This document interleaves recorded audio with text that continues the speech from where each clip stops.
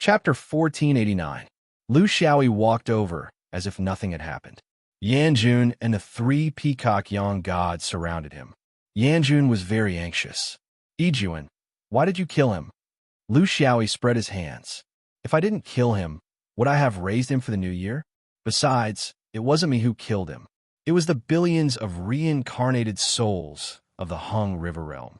It was the result of the internal conflict of the Hung River Realm. I just, gave him some advice. He looked at the young gods and comforted them. Don't worry. Orthodoxies like the Hung River Realm only remember to kill, but not to be beaten. The more you beat them, the thicker their skin will become. They will think that you don't dare to kill them.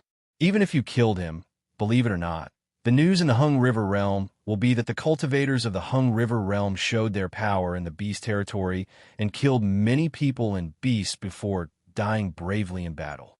They will be very good at comforting themselves. Don't worry. The next time they come to the beast territory, they will know how to tuck their tails between their legs. Seeing the young gods pondering, he said seriously, the universe is chaotic. We can't show weakness to others. We have to show our toughness on certain occasions. Otherwise, people will take a mile after taking an inch. Different times should have different attitudes. The current era is not the era of cowardice. The three peacock young gods lowered their noble peacock heads. Yanjun was also very depressed. He still didn't understand the relationship between this Taoist and the Green Peacock clan. Kongli also didn't mention it, which made him very suspicious. The demonic beasts had left, but here they met happily. Kongshi smiled.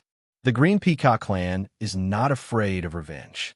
The beast territory is not a place where anyone can come and dominate. It's useless if there are too few of them. If there are too many of them, we could just use guerrilla warfare.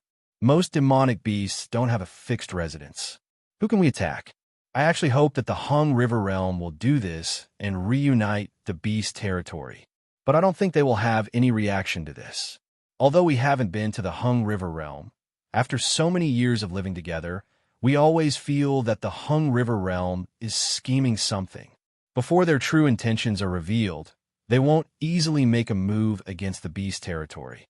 There's no profit to be made, and they won't gain any fame.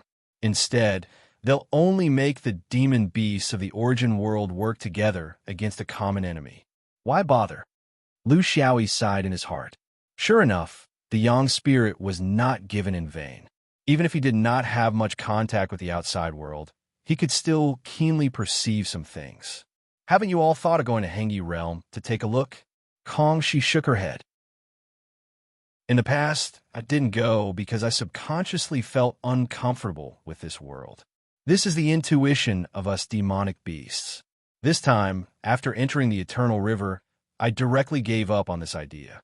However, if fellow Taoist requests us to do something there, we will not refuse. Lu Xiaoyi smiled and said, What do I need you to do? Lords of Kong are too polite. You don't have to go, and I won't go either. I don't want to be stained with filth. Now that I've come out, even though it's my spiritual body that has entered, I can't help but feel the stench of a corpse on my body. The two peacock young gods who had been inside felt the same way. That kind of feeling could not be understood without personal experience. It was beyond normal knowledge. Why are the people of Hengyi obsessed with the peacock feather? Do you all have any guesses about the purpose? Playing with the peacock feather in his hand, Lu Xiaoyi was very curious about the purpose of the people of Hengyi Realm. Although it was his first time coming in contact with it, he felt that this realm was most likely related to the attack on the fifth ring. There was no direct evidence, only a few words from the cultivator of Hengyi Realm. There were also some specious things. He would not put in the effort to investigate. He had long passed the childish obsession of Jean Dan. He had his suspicions. This was enough. How many groundless crimes were there in the cultivation world? Kongshi sorted out her thoughts. The peacock feather is the most precious treasure of our race. It is impossible to give it to outsiders so easily. The one we gave them is only a high-quality imitation. We made it very clear at the beginning. This peacock feather has many uses, but I don't think they will use the peacock feather in a personal battle. In such a big realm, how can it be short of a spiritual treasure? So the most likely possibility is that the peacock feather has a very heaven-defying and mysterious function. It can, to a certain extent, confuse the direction of a realm's fate. The people of Hengi realm must have thought of this because they have heard of the peacock feather's magic. But a high-quality imitation is not a source box, and its effect is much worse. They thought that the difference was not big, but in the end, there was a difference. This time, they invited us not because they wanted us to control the imitation, but because they wanted us to use the real thing. I don't know what direction of Hengi realm's fate they want to hide. In the past few hundred years, we haven't heard of any big movements from them. Lu Xiaoyi felt something in his heart, but he did not say anything. There was no need to spread this kind of thing. It was fine as long as they knew about it. There was no need to rush. In this big battle, everyone had thrown their arms around. But in the end, they realized that this was just a warm-up. In the cultivation world, winning or losing was not important. What was important was that you were still standing. Kong Li interrupted. If Jun is interested, why don't you take this peacock feather and play with it? At the same time, you can help us see how the Hengi realm uses it. You humans are better at these things. Later, we will reveal the core secrets of the peacock feather. With Jun's ability to obtain 7 rays of light, you won't disgrace this treasure. Lu Xiaoyi declined. I don't care about treasures. I think it's better to leave such a precious item with the peacock clan. Kong, she continued. Jun, please don't decline. There's a strange thing about the peacock clan source box. It repels each other, even if it's the real thing and the imitation. Now that we think about it, we didn't consider carefully when we refined this imitation, and we don't want to destroy it. After all, it's a waste of effort. Why don't Jun take it away? Our peacock clan will never refine such an imitation again. It will ruin the source box's power. Lu Xiaoyi chatted happily with the peacock clan and the swan goose clan, but no one asked him about the origin of his relatives. They were all great cultivators, and they understood the right and wrong of human relationships very well. They knew that these kinds of private matters could not be asked unless the person involved brought it up. The swan geese did not ask because this Taoist was not their relative, and the peacocks did not ask because they did not dare to pry into the ancestors' privacy. After a few days, the two parties reluctantly parted ways. The peacock clan had to deal with the aftermath of the beast territory. They had also realized that some of the beasts had an unsettling tendency during this beast gathering, and they needed to come up with countermeasures as the leaders of the beasts. The universe was in chaos, but their clan could not fall into chaos. Otherwise, they would be courting death. Lu Xiaoyi and the Swan Goose clan continued their journey. After flying for a short distance, Goose Lord could not hold it in any longer. Jun, what do you want a Hengi realm person's corpse for? Are you interested in pickling it for a specimen? Chapter 1490. When a human cultivator kills someone, looting the corpse is the right of the victor. What's so strange about that? Come. Take out all of this guy's treasures. I heard that the great geese race has special spatial abilities. Why don't you show it to me today? After hearing Lu Xiaoyi's words, the great geese could only nod helplessly. They had used him for nothing, and now he was asking them to do their best. It was fair and reasonable. This kid really did not want to suffer any losses. The two top existences among the immemorial sacred beasts, the phoenix and the great roc, both had Tao realm talent. Other immemorial beasts usually had their own special abilities. Those with Tao realm talent were rarer. Most of them were still at the acquired great Tao, or had only dabbled in the innate great Tao. However, the phoenix and the great roc were different. Their Tao realm talent was the best, and they had the right to fuse their great Tao. They were the only two immemorial beasts who had this right. Of course, whether they could fuse their great Tao would depend on their strength against humans. That was another matter. At the very least, the phoenix and the great roc had this right. Other immemorial beasts did not even have this right.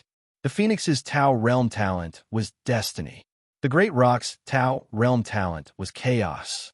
Because they were good at chaos, the great roc was the race most compatible with the universe in the cultivation world of the universe. There was no other race. Of course, the chaotic ability could also be used in other areas. For example, the storage space in the storage ring. Bowazo's corpse was brought out by Yanjun's wild goose mist. Every storage ring and item on his body was carefully inspected. Some storage spaces were not in the form of storage rings, but in different shapes and sizes. One would need to have a high level of spatial ability to identify them. One misconception was that one needed to be in the spatial Tao realm to crack the storage ring. This did not mean that this was wrong, but in reality, the chaotic ability was sometimes better than the chaotic ability in cracking space. The Great Geese King appeared to be very impatient, as if this kind of behavior was detrimental to its noble status. However, from the way it handled it, it was quite skilled. It was obvious that it had done this many times. There were no saints or sacred beasts in the cultivation world of the universe. The difficulty of survival always forced cultivators to try every role they wanted to play. It was not up to their will. Soon, piles of cultivation artifacts were displayed in front of everyone. None of them were jealous. They were all true monarchs, so they naturally understood that these human friends didn't want to rely on these things to make a fortune. They just wanted to discover something from them. As for what they wanted to discover, they didn't care. This was the filth between humans. Only a fool would get involved in it. Yanjun dug through all the belongings of the Hung River sect cultivators. None of the space containers had exploded due to triggering restrictions. This was the power of the chaos. Of course, there was also the sophistication of the person who did it. Fortunately, although I haven't used it for many years, my craftsmanship hasn't returned to normal. Yanjun mocked himself. Lu Xiaoyi didn't hold back at all. Come on, we're all friends. There's no need to hide it like this, right? You look like you're used to it. You haven't done it in years? Are you trying to fool a fool? He divided the items into several categories. There were miscellaneous items in the mortal world, spiritual vigor resources, artifacts and treasures, and finally, there were various jade slips that were worth investigating. The jade slips that a primordial soul cultivator carried with him were like a mobile Hung River sect. Many things could be discovered from them, as long as you were careful enough. It was a long time to pass. It was also interesting to study the history of the Hung River sect in their spare time. After putting away the items, everyone resumed their journey. The geese began to speed up. In the entire formation of the geese, there was a guy who wasn't big, but who was surrounded by 7-colored brilliance when he flew. He was especially eye-catching. Yes, the green peacocks fulfilled the request of this relative and put the most beautiful feathers on his fake wings. The geese that flew along the way were very depressed. The whole team's limelight had been stolen by a certain eccentric. The rest of the journey was very smooth. In this beast territory, the geese were considered the top existence. They were much more popular than the peacocks, so they were not disturbed. To Lu Xiaoyi, it was like a king patrolling his territory. Here, he made many demon friends. Of course, there were also many strange astronomical phenomena. More importantly, in traveling with the geese, he had a deep understanding of the Tao realm of chaos. In terms of learning, he was willing to be the disciple of any living being in the Khanate Great Tao, Tai Chu, Tai Shi, Tai Su, and then the chaotic universe. In other words, with the geese's ability, their natural Tao realm was actually the closest to the 5 Tai Su. This would be of great help to Lu Xiaoyi in understanding the 5 Tai Su. Why are there so few Tai fragments after the collapse of Tai? Why haven't I heard of them? Is there a special reason? This was a question that Lu Xiaoyi had always wanted to ask. The Goose King answered him. Of course they exist. It's just that most cultivators can't sense them. The Khanate 5 Tai Su, including the chaos, is the most primitive stage of the universe's formation. However, once these fragments fly into the universe, they will merge with the most primitive part of the universe. You can't see them or feel them because your understanding of the 5 Tai Su is not deep enough. It doesn't mean that they don't exist. One day, when your understanding crosses a certain threshold, you will find that they may be right beside you. Among the 36 Khanate Great Taos, they are the hardest to find because they are a part of the universe. They're not like the other great Tao fragments. They're clearly separated in the void. This is why you haven't found the Tai fragments. Lu Xiaoyi understood a little. It was because the 5 Taisu fragments, and perhaps the chaos fragments, were not as conspicuous as the other great Tao fragments when they appeared in the universe. This was because they were a part of the universe. Have you ever seen a Tai fragment? The Goose King shook his head. I'm just unlucky. That's why I'm not fated with it. Also, we monsters don't need it. To us, instinct is the best. I'm just a great Goose King in the Chaos Tao realm. Isn't it unnecessary for you to make me experience the 5 Taisu? Not every person or demon beast had need for Grand Tao fragments like Lu Xiaoyi. To the vast majority of cultivators, they only needed to obtain the fragment that they needed the most. Who would bite off more than they could chew? It seemed that the threshold to merge the 5 Taisu fragments was very high. The key was that there were very few human cultivators who had studied the 5 Taisu. Therefore, there were very few rumors of similar fragments in the universe. Perhaps no one really searched for them. This was the current state of the collapse of the Khanate Great Taos. There were those who fought for it, and there were those who threw it on the street and didn't want it. Chapter 1491. There would always be a day when a journey would come to an end. After experiencing the last strange celestial phenomenon in the beast territory, the flock of geese turned around and Lu Xiaoyi kept moving forward. The flock of geese continued to patrol the beast territory, and Lu Xiaoyi still insisted on his journey. There was no farewell, nor was there any sadness. They were able to fly together because they shared similar interests and shared similar sentiments. The geese let out a long cry in unison while Lu Xiaoyi flapped his eye-catching wings. It was as if an airplane was bidding farewell to a train and going their separate ways. The beast territory had been very happy for more than 20 years. This was the cultivation in his heart.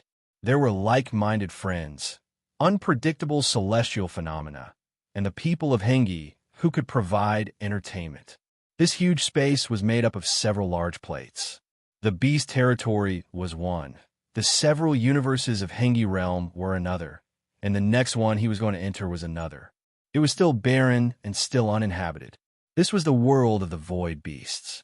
Therefore, no matter how eye-catching it was, this pair of gorgeous wings pieced together by goose and peacock feathers could not be used. It was like a bright light in the dark night and would cause him endless trouble. Here he found a weak positive and negative space wall and made a positioning. He entered the negative space and came back again. This was a necessary procedure. He would do this every few decades to ensure that he would not make a mistake, at least in Dafa, until he entered a space he had entered with the spirit treasure. The process was quite smooth. It was under control, and the direction was clear. Ever since he came out of Zhou, he had been flying in the void for 40 to 50 years. He had already flown the furthest distance he had ever flown. Every part of the universe that followed was unfamiliar and dangerous to him. After entering the level of Supreme, one's reliance on the coordinates was limited to determining one's location.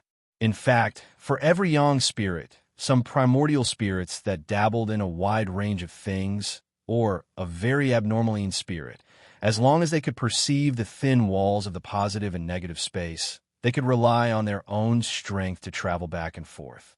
Lu Xiaoyi had been exploring the positive and negative space since the beginning of the Yuanying, and now he could barely travel between the positive and negative space freely. The premise was that he had to find the weak points. In this regard, he was definitely not as good as the Yang spirits. The specific performance was that he could find fewer points and had higher requirements. A few days later, the positioning was completed. On the way back, he followed his usual cautiousness and did not use the passage into the negative space. Instead, he used a passage that was slightly further away. It might be tens of thousands of miles away from the original location of the main world. This was his habit.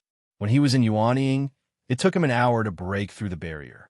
Now that he was a supreme, this time had been shortened to a moment. If he was a powerful Yang spirit, the time needed was calculated in breaths. The advantage of a short time was that he might not be able to react to the malicious actions of the other side. However, a moment was still full of danger. This was why he could not frequently switch back and forth between the positive and negative spaces. Under his full power, the raft accumulated energy very quickly. It quickly accumulated energy, passed through quickly, and passed through quickly. When he was about to emerge from the main world, a sense of danger suddenly descended upon him. Someone was outside, and they were up to no good. Just like when he used the Imperial Beast Orthodoxy as a sacrifice when he returned to the Green Void, he was now in a dilemma. If he went back, the passage would have already begun to collapse. If he rushed forward, who knew what would be waiting for him? In a flash, he reached out and pulled out the corpse of the Hengi cultivator. He had never been willing to keep such disgusting things, but in order to fully understand the Hengi realm, he made an exception and put the corpse of the Hengi cultivator into his storage ring. The body of a cultivator did not decay and could last for a long time in an environment like the Void. This was especially so for the Hengi cultivator. He did not die in a normal battle. His spirit was not there, but his physical functions were not damaged at all. In fact, he was the best material to make a zombie. Of course, this was just a random thought of Lu Xiaoyi. He would not really do it, but now the situation was urgent, and he had to do something. When it came to zombies, he did not have any concept or interest in them. However, during those years of being a king zombie, the environment forced him to have some rough understanding of how zombies were formed. At that time, he was trying to determine where the zombies came from, what methods were used to refine them, and where the orthodoxy was. During this process, he also had a certain understanding of zombie refining techniques. Although it was not too profound, he knew a few simple and violent techniques. For example, the most direct and violent technique, exploding corpses. Exploding corpses, not moving corpses. It meant that regardless of whether the corpse would be damaged in the future or whether it could still be used, it was used in the shortest time possible. Simply put, it was treated as a one-time consumable. It did not matter if it could be refined into a qualified zombie in the future. It was just right to use it now. Bohal's corpse was thrown out, and at the same time, he tapped on the corpse's brain. The strange technique of exploding corpses rushed into the brain, and this primordial spirit opened its eyes as if it had come alive. This was a body reaction that had no intelligence and was purely based on instinct. It also contained a bit of the zombie's will. The technique was crude and inexperienced, and he did not know how to control his strength. In the eyes of the zombies, this was a complete failure. It was not exploding corpses, it was destroying corpses. But when used here, it could explode the body's greatest potential in the next few breaths of time, and then it would be completely destroyed. The moment Bohal rushed out of the main world, the power of the array that had been set up in the surroundings struck his body, and not a single bit missed. At the same time, his body was swept into a long scroll and disappeared. However, to the attacker's surprise, the unique technique from his unique orthodoxy didn't have the expected effect on this person's body. There was only one possibility for such a result. This person's technique was similar to his, so he wasn't afraid of the attack from the sacred river. In the next moment, the attacker saw clearly who had rushed out. Junior brother Bohal, you're not dead? The ambush plan was very meticulous, and after years of stalking, he finally found an opportunity to wait for the opponent to enter the negative space. But with all the arrangements, the ambush did not go smoothly from start. That evil path was abnormally cunning, and there was a difference between where it entered the negative space and where it came out of the main world. This caused the attacker to lose the chance to activate his most powerful killing move. By the time he realized that the evil path might be tens of thousands of miles away, although he could still rush over in advance, it was clearly too late to set up the ambush. Thus, he could only choose the second strategy, which was to pull the opponent into the Eternal River scroll that he was most proficient in. Dealing with him in the Eternal River would be more effective with half the effort. The second strategy also failed, because he had confiscated the evil path, but he had taken his junior brother in instead. Although he immediately realized that this was actually not his junior brother, but his junior brother's body that was being controlled. The mistake had already been made. Although he was the one who initiated the ambush, he had lost time at the most crucial moment of the ambush. A sword light shot out, and a sword river instantly covered the horizon. The main character had come out. Chapter 1492. The ambusher took the long scroll of the eternal river and flew thousands of miles away. His flying sword fell, and countless corpses were destroyed. Those were the souls of the cultivators in the long scroll of the eternal river. When it came into contact with the swordsman, it finally showed its true offensive and defensive abilities. The long scroll of the eternal river really made a difference whether it had a scroll spirit or not. He did not care about the failure of the ambush. To the strongest primordial soul cultivator of the Hengi boundary, dealing with the Een Master was not a challenge at all. The reason why he kept following them was because he was afraid of those annoying geese. This time, they came out as a two-person trip. He was outside while Bohuzwa was inside. With the power of the long scroll of the eternal river, it was a sure win bet. He was not as good as junior brother Bo when it came to guessing people's minds. Moreover, he was a straightforward person and was not good at negotiation. If the two of them went together, it would be bad. Who would have thought that this would be the result? When the long scroll of the eternal river returned to his hand, he immediately knew about the changes in the beast territory and followed them out.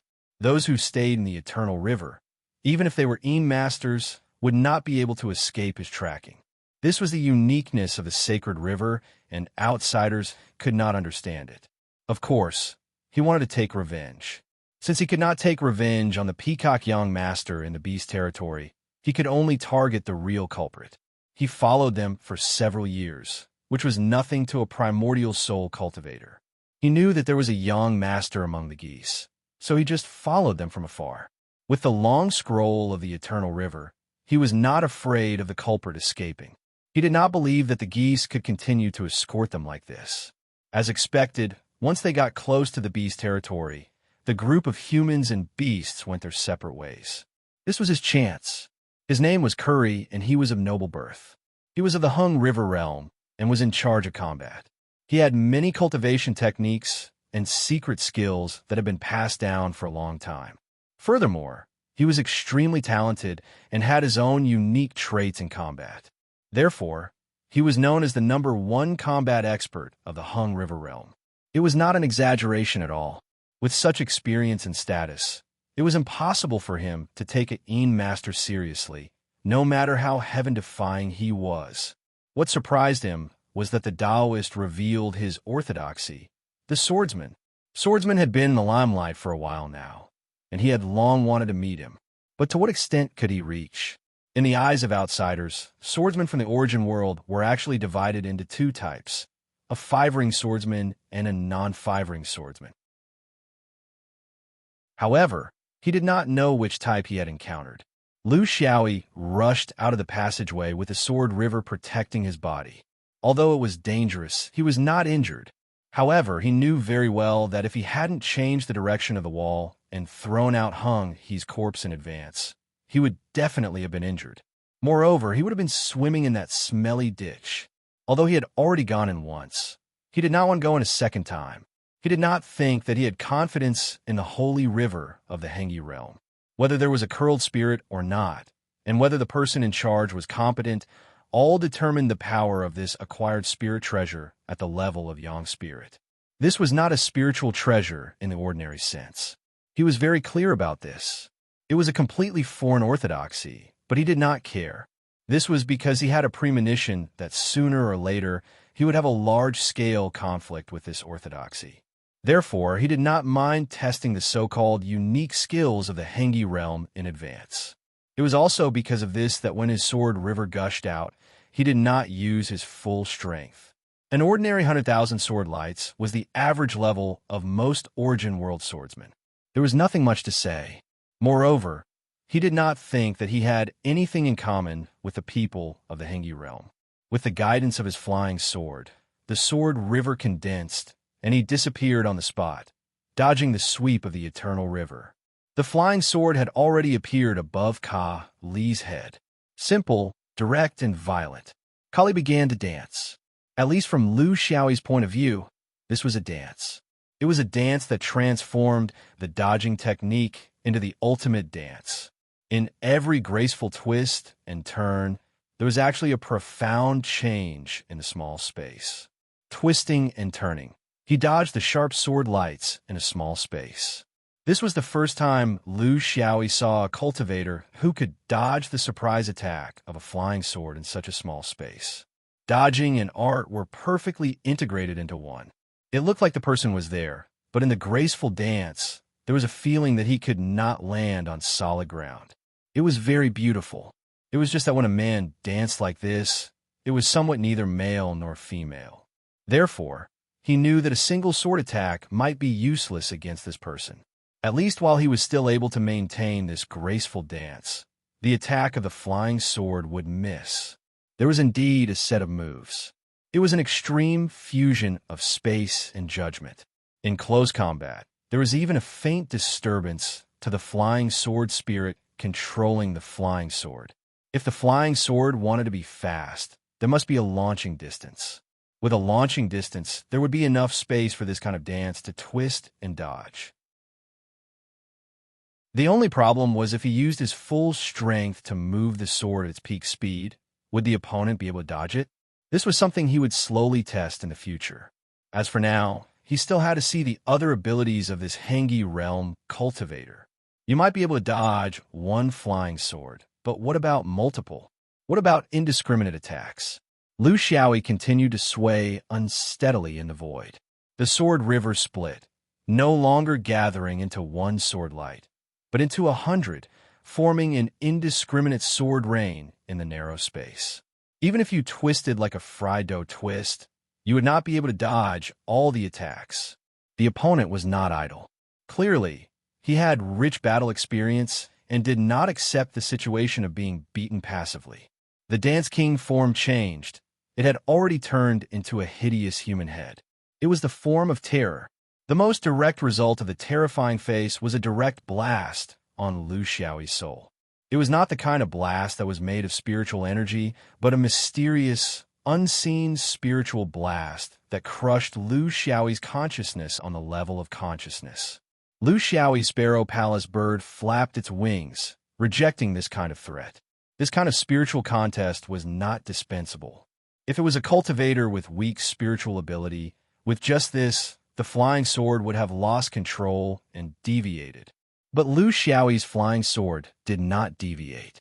Without the slightest deviation, the 100 sword lights arranged into a strict sword formation.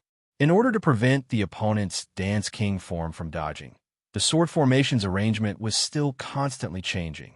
This time, Curry did not use the Dance King form again. Instead, he shook his head. There were two faces on his shoulders, but it was the form of a martial artist, the form of Superman.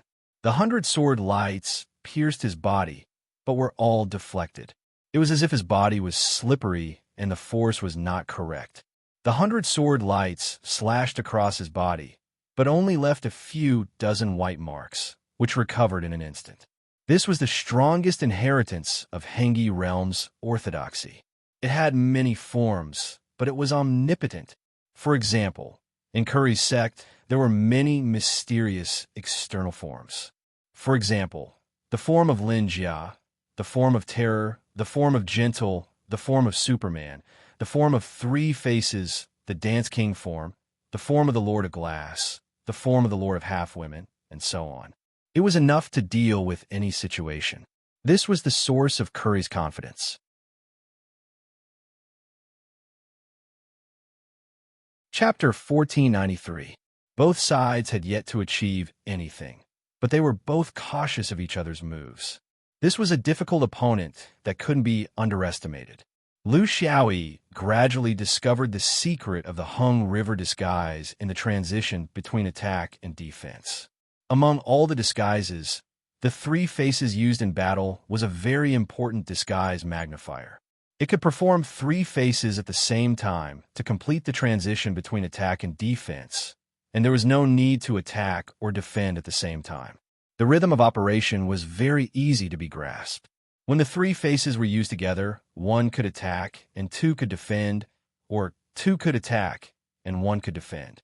In the Hung River transformation technique, he had already seen the Dance King technique, Three Faces technique, Superman technique, Terror technique. What else was there? Curry felt that something wasn't right. Even though the swordsman's attacks were perfectly blocked by him, the swordsman's attacks didn't land on him at all. This was a very strange matter. It was so strange that even the swordsman himself didn't notice it. Why did his attacks always fail? It was as if there were countless coincidences, and all his attacks missed.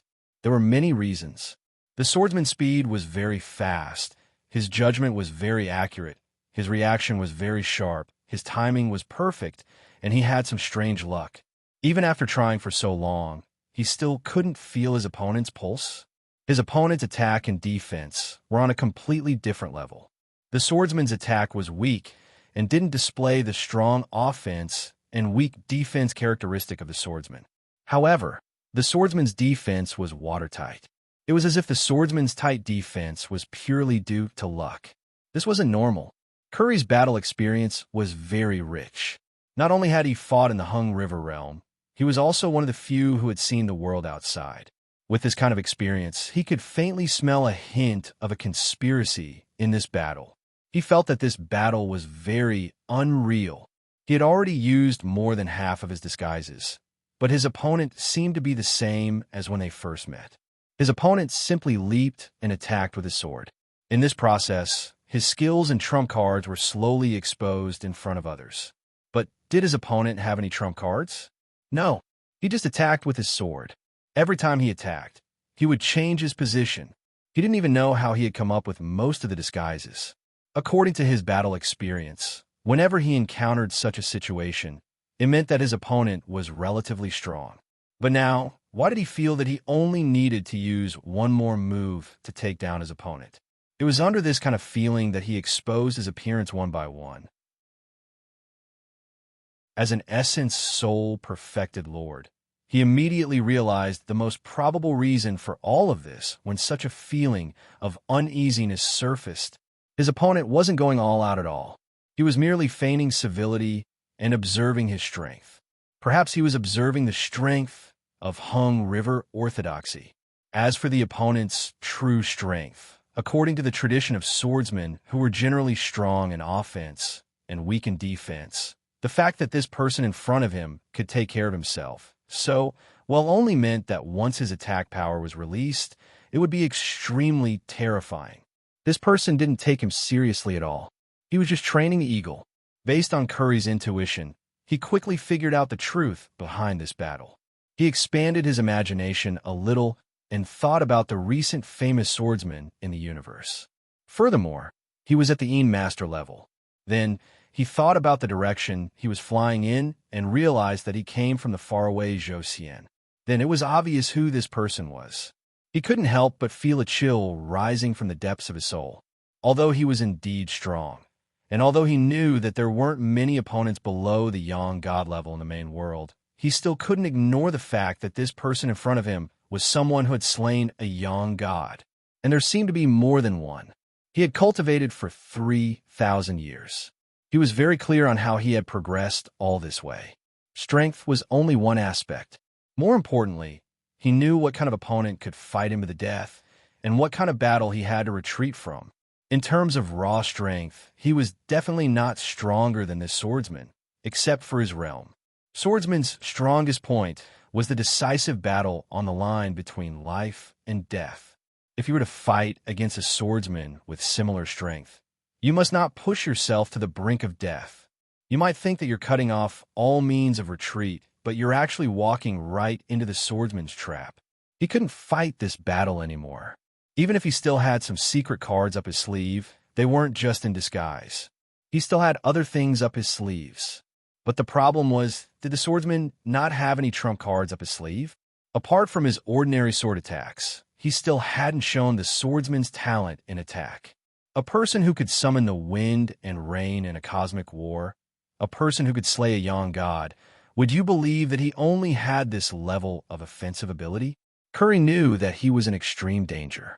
Fortunately, Danger wouldn't come for the time being, because this swordsman still wanted to see more from him. A battle between cultivators of their realm was no longer an ordinary slaughter. It had even surpassed the boundaries of the Tao realm. With his intuition, it was more important to judge a person's heart. Do you need to know what the opponent is thinking? What is he scheming? What are you afraid of? If you don't know these things, then what's the difference between you and the ordinary people in the mortal world? His only advantage now was that his opponent still didn't know that he had already judged the swordsman's intentions. This gave him the opportunity to easily escape. Junior Brother Boo's death wasn't unjust. Competing and swimming with such an opponent, I really don't know what he was thinking. Since he had already decided to leave, he naturally had a meticulous plan. During the battle with the swordsman, he vaguely showed signs of another disguise. This was the appearance of a half-woman, a very mysterious disguise. There was only one goal, which was to attract the swordsman's curiosity and lure him into waiting for his disguise to complete, thus buying him time. As for him, he would never come up with another disguise. The swordsman's attacks were still not extreme. It made him feel danger, and this danger was at the edge of his defense. In the past, he would take the initiative to counterattack, but now he wouldn't. He wouldn't leave anything new for this guy. You want to know? Go to the Hung River boundary. During Curry's attack, the scroll of Eternal River was his treasure. With this river, he could change his position around the river to block part of the swordsman's flying swords.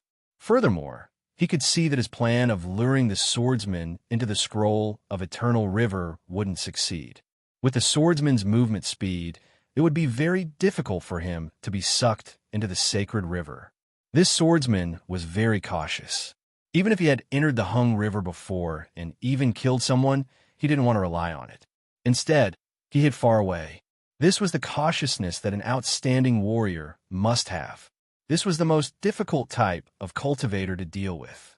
Patient, treacherous, he was obviously strong, but he still pretended to be harmless. When he made his move, it would be the end. In the cultivation records, cultivators were often described as hot-blooded and brainless, disregarding everything for the sake of their Tao heart. This was a fundamentally wrong way of thinking.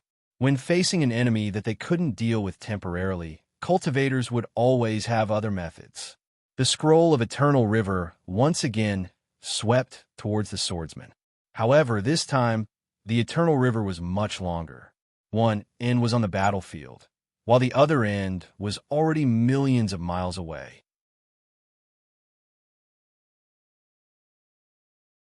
Chapter 1494.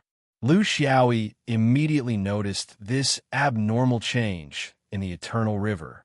For an acquired spirit treasure with the shape of a great river, which was designed to drag people away, if the river was too long, it would be inconvenient for the acquired spirit treasure to move around. For example, if one wanted to tie a person up, would one wave a rope that was miles long? It was fine as long as it was enough. It was the same for the Eternal River Scroll. Considering the range of their escape, the size of the battlefield, and a little more margin, it was more appropriate to control the length of the Eternal River to be tens of thousands of miles. This Hung River cultivator had done so before, but now he suddenly stretched the Eternal River to over 1,000,000 miles. What was he up to? He still couldn't figure it out. He saw Daoist Hung he step into the long scroll of the Eternal River himself, and even turned back to look at him meaningfully. He revealed a mocking smile. In the next moment, the sacred river contracted, but with the farthest point as the starting point, Kali was instantly brought 1,000,000 miles away. This method of escape was too fast for someone like him to catch up. He had been tricked. Lu Xiaoyi looked at the empty surroundings and shook his head, an experienced cultivator with his own intuition towards battle. Moreover, he probably knew who he was. It was a pity, but not much. He didn't regret his strategy. Compared to using all his strength to kill this person from the start, it was more important to understand the Hung River orthodoxy. The Hung River orthodoxy was often mentioned in Bohezuo's Jade Slip, but looking at the Jade Slip and directly fighting with a real person were two different things. Previously, his understanding of the Hung River orthodoxy was only on paper, such as the body meridians and the Dharma transformation of Buddhism. But now that he was there, he knew that there was a big difference. It was worth it to be able to see the transformation of 6 or 7 Hung River orthodoxies. Actually, of all the Hung River cultivator transformations, the one he wanted to see the most was the Linjia orthodoxy. He was very curious. If he really used it, would it be the mumbling blob? It was actually the reproductive orthodoxy. He had gained a lot from this battle. That was what it meant. As long as this Hung River cultivator had the Eternal River Scroll, it would be very difficult for him to kill him. In terms of strength, he didn't have much of an advantage against a peak primordial spirit cultivator. This guy was too cowardly and didn't even dare to try. How much of a threat could such a person pose? Lu Xiaoyi continued his journey as if nothing had happened. But as he sped along, he still made a careful inventory of the spoils he had obtained from the Battle of Hung River. He wanted to know how this guy had fallen for him. After all, he was a true monarch. When he carefully examined himself, he quickly realized that the problem was not with the items, but with his spirit. After coming out of the Eternal River, there was still some kind of imprint left on him. He had to admit that this stinky ditch really had something special. This was a very special way to leave a mark. What was left behind was thoughts and a deep impression of the river. As long as one kept brooding over the dirty and messy river, this so-called holy river would always be able to find one. If he traveled in this way for a long time, his vigilance would involuntarily decrease. This was something he needed to be vigilant about. He was now a very famous person in the universe. He had many friends and even more enemies. If he was seriously injured as soon as he left the main world, he believed that this he person would definitely not leave. He would definitely fight to the death with him. These things were also very good at seizing the opportunity. He didn't have much time to think about the problem of the Hunghi world, because in this space, he still had to face a species that was completely different from the friendly demonic beasts.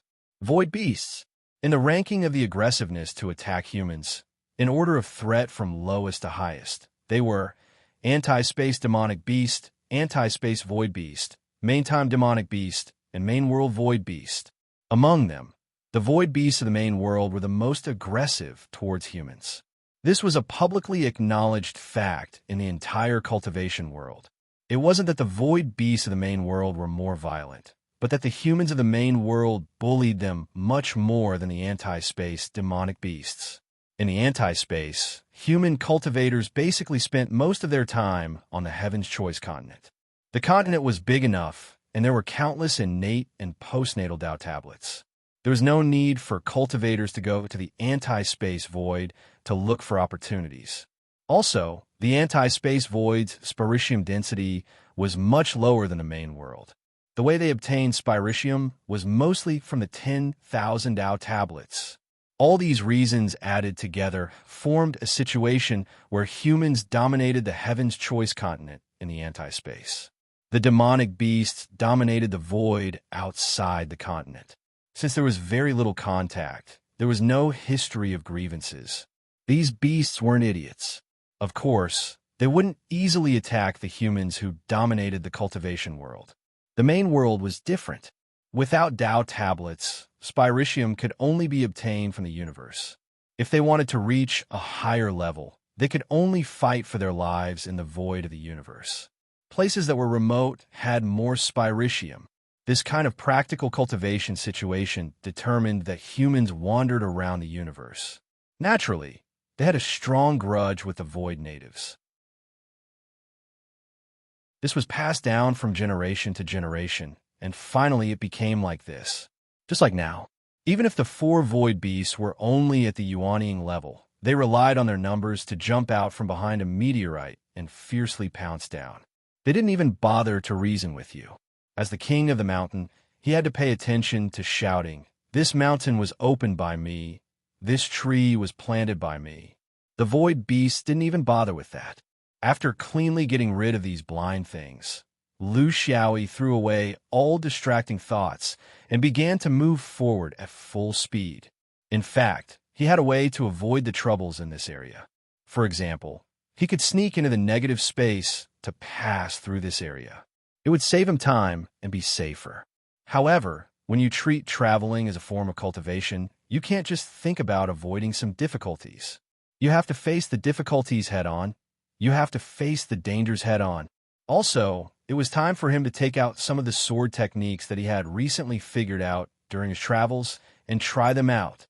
In front of the Hung River people, for some reason, he hid his skills. His hands were itching now. With these living targets that were naturally untainted by karma, what better opponents to test his sword against? Flying and killing along the way could be considered as removing some burden from the universe.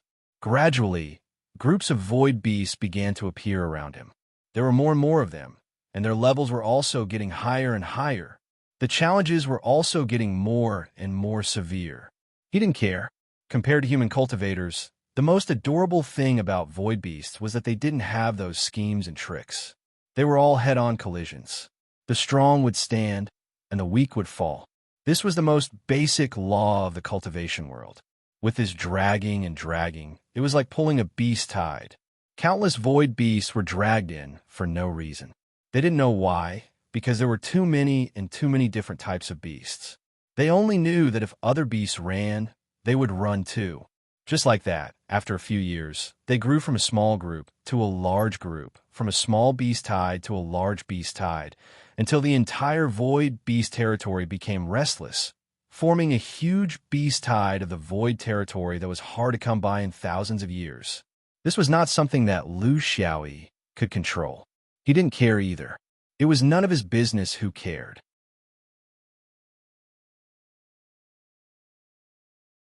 Chapter 1495. The Five Rings, the dome, was filled with vitality. 100 years had passed since the battle with the Buddhist alliance, and the entire Five Rings had changed greatly. The Sword Vein was no exception. To be able to dominate the universe, it was impossible for them to remain stagnant. This was especially so when the battle this time was fought in a rather sullen manner. The external announcement of the victory was for the sake of publicity. Behind closed doors, each and every sect was desperately trying to find the reason why the battle had turned out so badly. After nearly 20,000 years of hard work, they had been successful in every endeavor. However, when it was time to use them, they had not been able to display their full potential. What exactly went wrong? This was the question that every sect and cultivator was thinking about. No one knew the result of their consideration. This was a core secret of the upper echelons of the sect. However, there were some obvious changes in the sect. For example, in the dome, a new sword vein had been added, the coiling sword vein. This was not a completely baseless gimmick, but the result of careful consideration. There was also a considerable number of coiling swordsmen. In fact, they were the 200 heavens chosen men that Lu Xiaoyi had brought back, the people of Zhou Xian. They were able to integrate into the big family of Xianyuan not only because of their novel swordsmanship, but also because of the great effort they had put in for Qin Kong and the Five Rings. The 300 swordsmen of the sword soldiers had returned, and 100 of them had died in battle. The blood they shed had won them the respect of all the Xianyuan swordsmen. The most important thing was that what they had learned was the legacy of their ancestors. Therefore, it could not be said that they had joined. More accurately, they had returned. A wanderer returning to his home, a swallow returning to its nest. This place was supposed to be their home. It was like the descendants of a large family going to a faraway place. However, their surname and bloodline were still the same. Therefore, there was no problem with the fusion. The problem was that the fusion was too smooth. Now, almost all the outer swordsmen of the dome wanted to join the coiling sword vein, because this way, they would be infinitely closer to the strength of a true inner swordsman. Actually, the coiling sword should also be called the inner sword. However, it was not coiled in the Naiwan Palace, but in the Dantian. Qinxiu Peak's sword Qi soared to the heavens, and a pavilion master from the pavilion flew into a rage. However, he still couldn't stop this situation from changing. Humans strive for greater heights, and water flows downward. Previously, he had chosen to use the external sword because there was no other way. If he couldn't obtain the sword pellet, how could he learn the internal sword? Now, that he could insert the coiling sword into his body on top of the outer swords, it was equivalent to opening a new window for the huge outer swords. How could he possibly control this thought of seeking change? It wasn't just Foundation establishment Jean Dan who was trying to wield the sword. Even true monarch Yuanying was secretly trying it out. They were all trying to become stronger, and there was no way to stop such thoughts. In fact, the Dome sect had already organized a group of cultivators to study the way of wielding the sword as early as 800 to 900 years ago. Although there were results, it was difficult for them to make up their minds because it might change the overall structure of the Xianyuan sword school forever. The inheritance of the outer swords might disappear.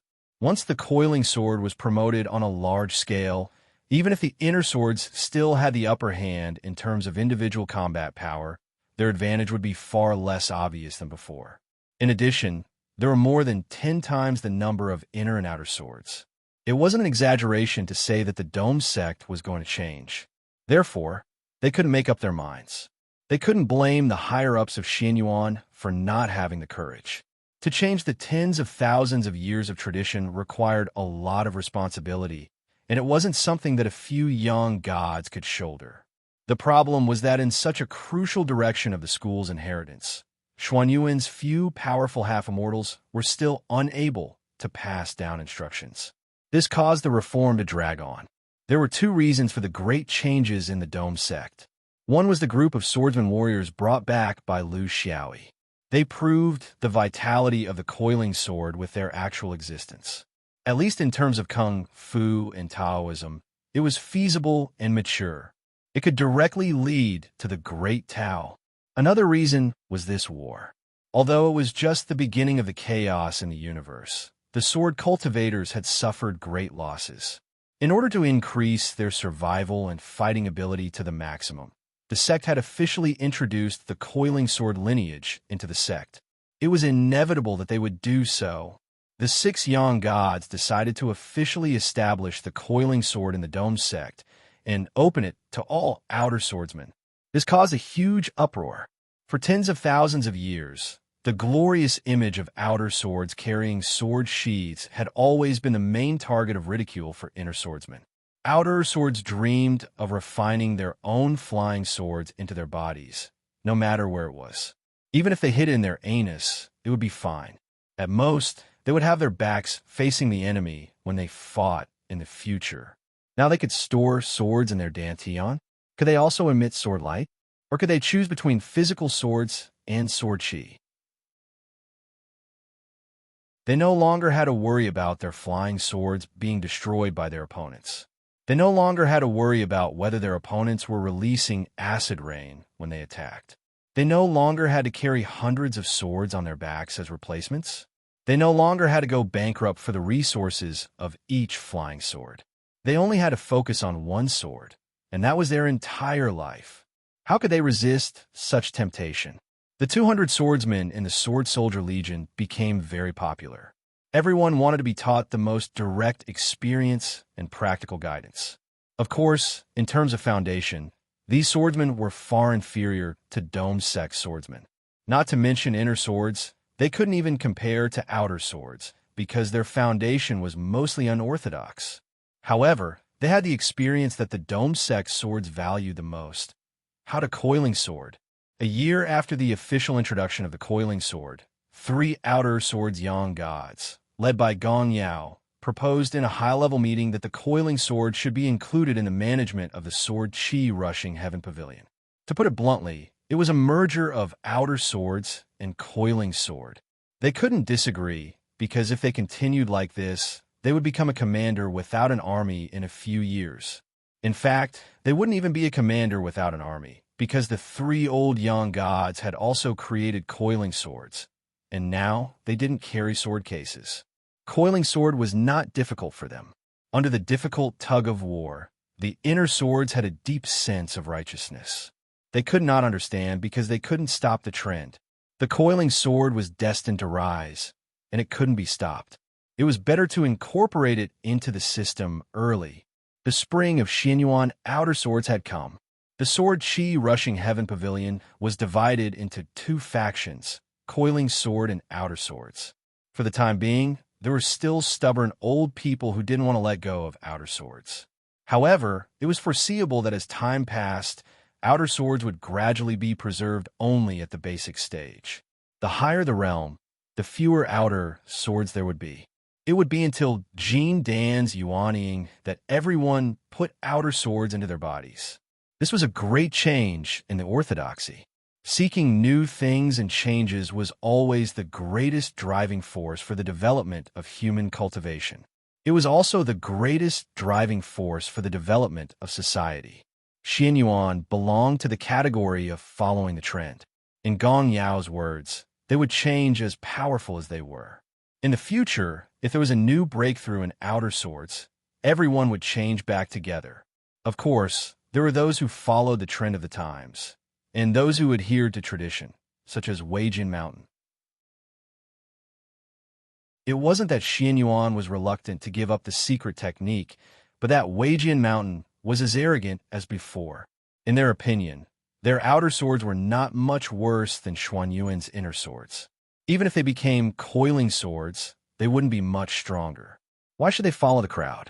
There were changes and perseverance. This was the complete cultivation world.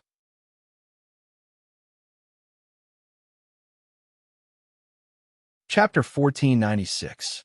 In such a big wave, the members of the Sword Soldiers' army lived a fulfilling life. Because they were recognized, they started to integrate into the big group. Blindly pandering to others would not be recognized by others. However, if you contributed blood and could bring help to others, everything would be natural. This sounded cruel, but this was the reality of the world. There were some discordant voices, but in the big wave of fusion of the outer swords, they were quickly washed away. What would Xuanyuan's future direction be like? No one knew. However, in the chaos of the universe, the change of eras, and the arrival of huge changes, it was more appropriate to carry out such a reform. Since it was chaotic, then let it be chaotic together. The higher-ups of Xianyuan strictly controlled the direction of the overall situation to prevent any accidents from happening. However, after 100 years, the transition of the outer swords to the coiled swords was smooth. There were small waves, but the overall trend was good. It should be said that this reform was a success. After 100 years, Yuanying and Jinjuan's coiled swords were very smooth. This was because they had the ability to reach the Tao state. They were also the main force in the exploration of the new coiled sword technique after the appearance of the new coiled sword technique.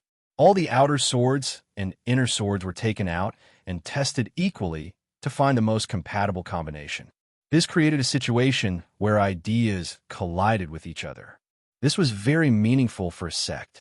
Honestly speaking, Xianyuan had not seen such a gratifying situation for tens of thousands of years. No matter what the final result was, whether Xuanyuan's overall strength would increase or decrease, this process alone was a process of reconsolidation. It was worth it. Zhuji and Jean Dan's coiled swords were very frustrating. Zhuji and Jean Dan's coiled swords did not have the ability to reach the Tao state. Therefore, their chances of success in coiled swords were almost zero. Only the most talented cultivators in Jean Dan could achieve breakthroughs in coiled swords. The framework was slowly taking shape. For the huge group of outer swords under the Jean Dan realm, they would still mainly use the traditional outer sword techniques. However, now no one would endlessly throw resources into new sword embryos. Maintaining a few flying swords was their first choice. This was because in the end, the only thing that could allow them to coiled swords was the one that was most compatible with them. The reason why the inner swords were so powerful was because they had only focused on one sword pill their entire lives. Now, the outer swords were also making great strides in this direction. The inheritances of external swords hadn't died out, but they were restricted to the middle and lower levels. Among the group of great cultivators, they were all internal swords of the same color. All of this was driven by someone who was not in the mountain gate. Although he had never said anything about it, He had changed the entire structure of Xianyuan for tens of thousands of years with actions and facts. From discovering the orthodoxy of the coiling sword in the blue sky and reporting it to the sect, to leading the 300 coiling swordsmen back to the dome. He had said nothing, but he had said everything. Low and middle-level cultivators might not understand where this change came from, but among the Yuanian cultivators and above, there was no one who did not know the source of all this. One person had changed an entire sword faction. As a foundation establishment cultivator, this person had overturned the 10,000-year-old tradition of Xuanyuan's external sword momentum being weak. Jiuling Jun was willing to make an exception for this person. The Heaven's Eyes system was willing to run errands for this person. This person was equally matched with the Crow ancestor in the Sword Dao steel. When all these pieces of information were combined together, they would be endlessly imaginative. Was there going to be another epic-making figure in Xianyuan? It was a little unbelievable, but all of this development was clearly transmitting a message. If they still couldn't understand this point, then the thousands of years of cultivation of the Yang spirit and primordial spirit would have been wasted. Just like the Crow ancestor, this person was always outside and didn't return home. But everything he did had a deep impact on the entire Xianyuan. Once, in an internal high-level meeting, those who attended were all perfected cultivators and specially invited Yuanian cultivators, including dozens of perfected cultivators from the Sword Soldiers' Army. During the meeting, Guandu unintentionally asked a question. "Little Li, you've been with him for many years. The shortest is over 100 years, and the longest is over 100 years. Then, have you ever asked him what kind of sword faction should be in his mind?" Che Xia, Banju, Huang Yin, Song Rong, and Zhou Fan all had their answers, but they were all general. This was because the sword master had never taken the initiative to talk about the establishment of a sect. Now, it seemed that the sword master was right. If their small group really established a sect near Zhou, sooner or later, they would be ground to dust. Swordsmen did things without any scruples, but there was a prerequisite. You must have a stable and strong backing, a quiet harbor, a place you could rely on when you were tired or injured, because you are not the kind of orthodoxy that would just eat and wait for death. This kind of establishment required many conditions. In the current turbulent times, in Zhou, it was actually not suitable. Among them, Song Rong's words caused several young gods to think deeply. Song Rong said, "The sword master once talked about it by chance." In his mind, the sword vein should be such a place. There should be no distinction between the inner and outer swords, no distinction between the sword pill and the flying sword, and no distinction between being inferior if you can't get the sword pill. This sentence made several young gods think for a long time. The meaning behind it was profound and moved people. 20 years ago, 80 years after the end of the war, when the coiling sword orthodoxy began to get on the right track and everything was developing in a good direction, the 6 young gods of Xianyuan unanimously made a bold decision that was not within their authority. The inner and outer sword meridians. From then on, there would no longer be an independent chaotic thunder hall, nor would there be an independent sword chi soaring tower. These two places would only exist as traces of history and would no longer be crowned with a brand new name. They would once again return to the jurisdiction of the sect master. At this point, Pham Lu and Bo Xie Lu no longer set restrictions on the swordsman. Xianyuan as a whole, at least in terms of structure, was reunited. This was a decision that challenged authority, history, and the future. For the 6 young gods, they were under a lot of pressure. The voices of opposition had never stopped, but they still insisted. They had to change, because the future changes in the universe required a strong swordsman army, instead of wasting precious time on the endless wrangling of the internal affairs. This was their historical responsibility. Before the change of the era, when the ancestors were unable to give orders, when some intolerable shortcomings were exposed in a great war, someone had to stand up and take responsibility. Someone pointed out the direction. When it came to the specific implementation, who else could take responsibility other than the 6 young gods? Every great power of the 5th ring was changing and responding. This was also the trend. The people of the fifth ring never lacked the determination to change. Otherwise, they would not have appeared on the fifth ring.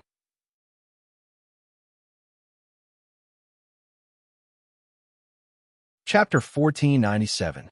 The ice guest sword was a little annoyed recently because his cultivation had reached a bottleneck. But he was not alone, because he had someone to keep him company, Li Peinan. At their age, this realm was already very awkward. They were over 1,000 years old, but they could not find the path to the upper realm.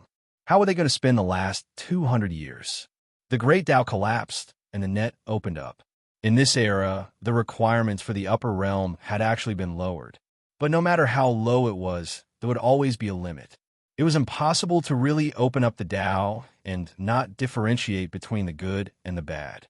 Overall, the middle and low-level cultivators benefited the most.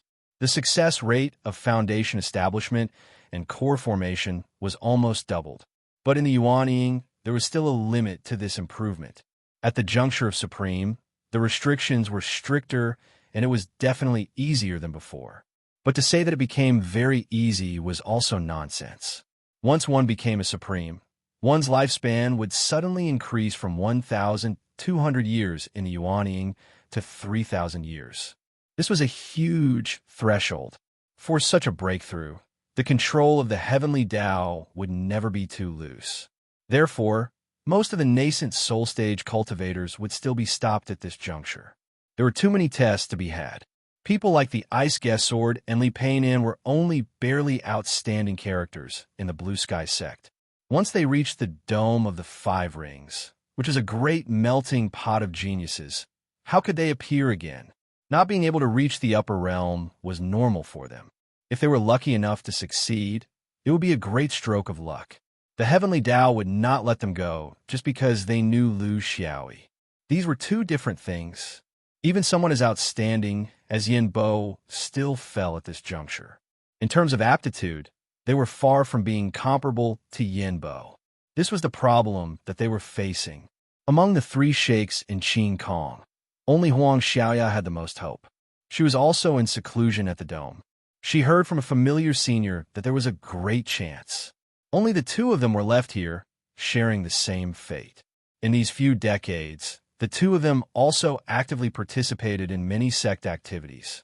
In the test of blood and fire, they gradually grew into two true Xinyuan swordsmen. But this did not mean that the heavenly Tao would open up a gap. Because of this, there were many factors that determined whether one could reach the upper realm or not. The problem with the two of them was that they had the mental state and the comprehension, but they always felt that they didn't have enough accumulation. This was actually the result of their leisurely time in clear sky. He would not go so far as to drink alone, but Iceman Sword was already considering whether he should return to Azure Sky.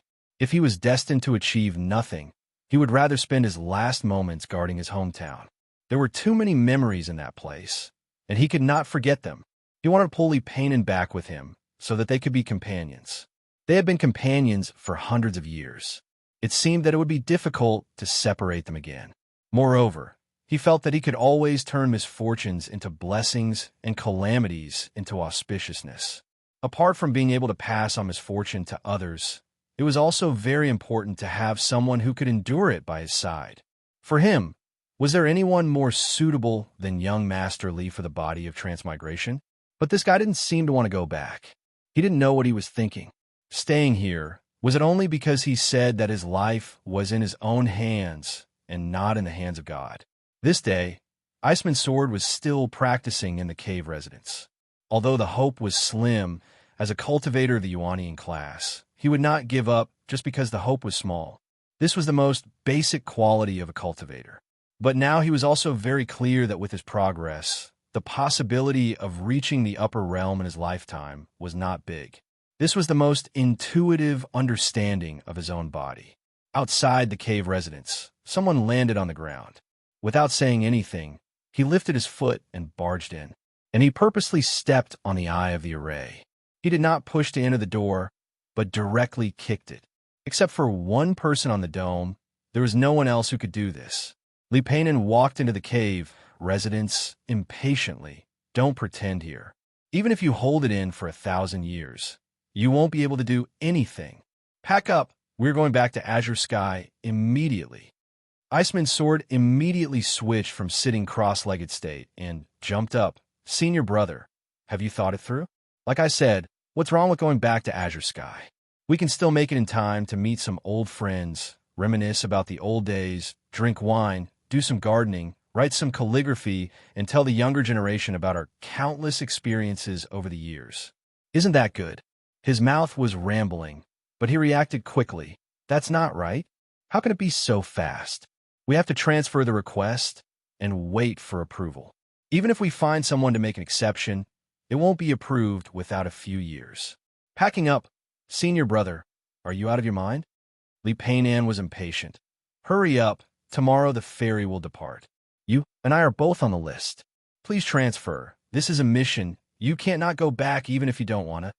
Iceman Sword's eyes lit up. Senior brother, is Azure Sky going to war again? Good. We can go back and guard our hometown. You said that we are all on the list. Then how many brothers will go back this time? Who will lead the team? Is it easy to talk to them? Should we prepare some gifts in advance and pay them a visit at night? After the war, we won't come back. Then it will be easier for us to open our mouths. Lipainen looked at him. This guy might look a little silly, but fortune favors fools. It's not a war, but a specialized training trip. This time, there are a total of 300 Yuan-ing perfected monarchs traveling together. Iceman Sword was even more confused, but he knew something was going to happen. He hurriedly took out the immortal wine he had stashed away, poured a cup for senior brother, and waited on him. Lipainen's eyes were smiling, not because of the wine, but because he was happy. According to the news from Azure Sky, the Grandpa Big Tree in Zhuozhou has been transferred, and a new Khanate spiritual treasure has arrived. I heard it's called the Swan and I treasure ship. I can't find out the exact reason, but I heard that the Grandpa Swan and I is closer to my Xian Yuan than the Big Tree. Therefore, the sect has ordered that all those in the late stage of Yuan-ing who are not sure of their upper realm, and those who are struggling in the perfected monarch realm, must return to Zhuozhou and cultivate inside the treasure ship. I heard that it's very beneficial for cultivators who are trying to break through to the next realm, especially for those like us who have comprehended and have a state of mind, but are lacking in foundation. It's especially targeted. That's why I said, you're lucky. You found a way out when you were about to die. Isn't that wonderful? Iceman Sword was still a little confused. The Grandpa Big Tree has left?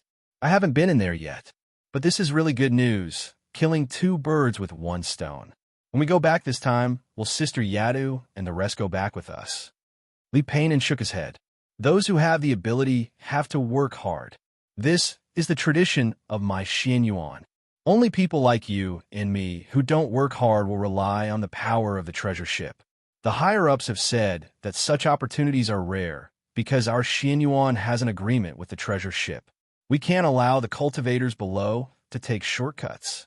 It's only because the universe is in chaos and the epic is changing, or else the sect will definitely not agree to such a thing.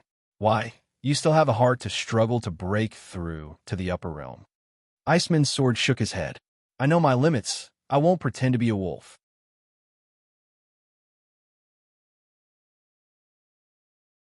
Chapter 1498.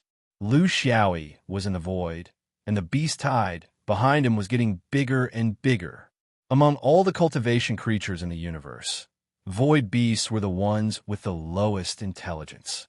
Only they could form such an inexplicable beast tide. If it were the demonic beasts, it would be impossible. The so-called beast tide was actually a collective psychological venting due to the long-term survival in the universe and the uncertainty about the future of the universe's background environment. It was a concrete manifestation of insecurity. Due to the lack of social interaction and communication, the changes in the outside world made these native creatures of the universe feel anxious. They could feel that there was an inexplicable change happening in the universe, but they didn't know the source of this change, nor did they know whether the direction of this change was good or bad for them. They didn't have a stable system, no preachers, and either had no connection with each other or relied on violence. There was no superior to explain to them why the universe was changing like this. Why did the great Tao collapse? Why did some of their abilities that were related to the collapse of the great Tao become different from before? No one told them these things. When their uneasiness and anxiety accumulated to a certain extent, they would fall into a mass distrust. If something unexpected happened at this time, the beast tide would surge, and a large-scale beast tide would be unavoidable. They needed a way to vent their emotions. As for the original reason for the beast tide, it wasn't too important. This actually had something to do with Lu Xiaoyi's escape method. If it were a spell cultivator running for their lives here, they wouldn't run so boldly. They would hide in space after killing the void beasts that provoked them. Through caution, they would avoid the places where the void beasts were densest. Then, they wouldn't be able to create such a huge commotion. Lu Xiaoyi, on the other hand, ran in a straight line. He never thought of hiding in a spell cultivator's way. In addition, the universe's hidden changes in the past 1,000 years, as well as some inexplicable reasons, caused the beast tide to start. Even if he wanted to do it, he wouldn't be able to do it so perfectly. When he realized this point, he was actually in a bit of a difficult position to back down. With so many people behind him, it was impossible to use spatial techniques to hide. Not to mention him, even an expert in spatial magic wouldn't be able to do it. At this point, other than running forward, there was no better way. His advantage was that he was not only fast, but he also had the ability to fight while moving. This made some of the void beasts at the front unable to completely stop him with their divine abilities. He could always fight and flee at the same time, just like a slippery mouse. At this point, it was a competition of patience. What made Lu Xiaoyi feel awkward was that both humans and void beasts did not seem to lack patience, nor was there a problem with physical strength. They could keep running like this for their entire lives. Of course, the beast tide could not last forever. There would be a day when it would subside. It depended on when these less intelligent species could get rid of the violence and fear in their hearts. Lu Xiaoyi actually had another method to weaken the beast tide. For example, sky drilling. He originally wanted to do this, but a novel idea made him give up on the celestial phenomenon. He felt that in this vast, starry sky, there was actually something more worth exploring than the celestial phenomenon. For example, the human domain, the Hengi domain. In this domain, dozens of universes of various sizes were entangled together. They were roughly divided into the Hengi domain, the human domain, the beast territory, and the void beast territory. The space was somewhat intertwined, and those who were not residents of this domain would not be able to distinguish it clearly. They could only vaguely see it. Lu Xiaoyi didn't know the exact location of Hengi Realm, but he had a detailed star map from Bohal's Spoils of War. The map clearly marked out the location of Hengi Realm. Relatively speaking, the beast territory was still relatively far from the Hengi domain, but the void beast territory was very close. It was so close that from his current position, it seemed like it would only take him 3 years. The distance of 3 years seemed unreachable when one's cultivation level was low. It was like a long journey. However, if he wanted to travel for 1,000 years, then the delay of a few years was nothing more than a small interlude. It was not worth mentioning. He did not want to go to the Hengi domain now, but if there was such an opportunity now and such a huge momentum, why not? The only thing he needed to consider was whether the beast tide could last for another 3 years. If they left the void beast territory, would they still be able to be as unrestrained as they were now? He could give a try. If the void beast did not follow him after entering the human domain, then even if he successfully escaped, he would not foolishly charge forward again. However, if the void beast continued, if there was a swarm of insects behind him, he would not do this. This was because Zerg was hated by humans because they would invade the human domain and harm mortals. The void beast did not. Domains with an atmosphere were highly toxic to them. It was a place they could not avoid. Thus, he began to turn slightly, drawing a large curve. What made him speechless was that the energetic void beast did not feel like they were lagging behind at all. Perhaps to them, Chasing this human was no longer important. What was more important was to get rid of the inexplicable uneasiness in their hearts about the changes in the universe. It was like a grand parade of the century for the heavenly axiom to see. The void beast's lives were also lives. During this process, Lu Xiaoyi picked out a set of standard Hengi cultivator attire from the Hengi domain's treasury, as well as a few extremely colorful artifacts of the Hengi domain. He had to pretend. He could be chased by the void beasts, but he could not be chased by the people of Hengi domain like this. He also knew what his name was, how capable he was, and how much he could eat. The void beasts were mighty and overwhelming. There were already more than 30,000 of them, and this was still within the range of his divine sense. There must be many more that he could not sense and were lagging behind. Such a large number was enough to make the people of Hengi domain suffer. This was a completely random prank. The key to success or failure was after leaving the void beast territory and entering the human domain. If a large number of void beasts were lost during this process, then it meant that the plan was not feasible. It couldn't be that the void beast had all run away, and Lu Xiaoyi was the only one left to dive in like a fool, right? Because the boundaries of the space were very blurry. He could only confirm that the void beasts were still standing strong after flying for a few months.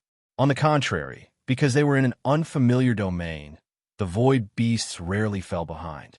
This was because they were also afraid of being ganged up on.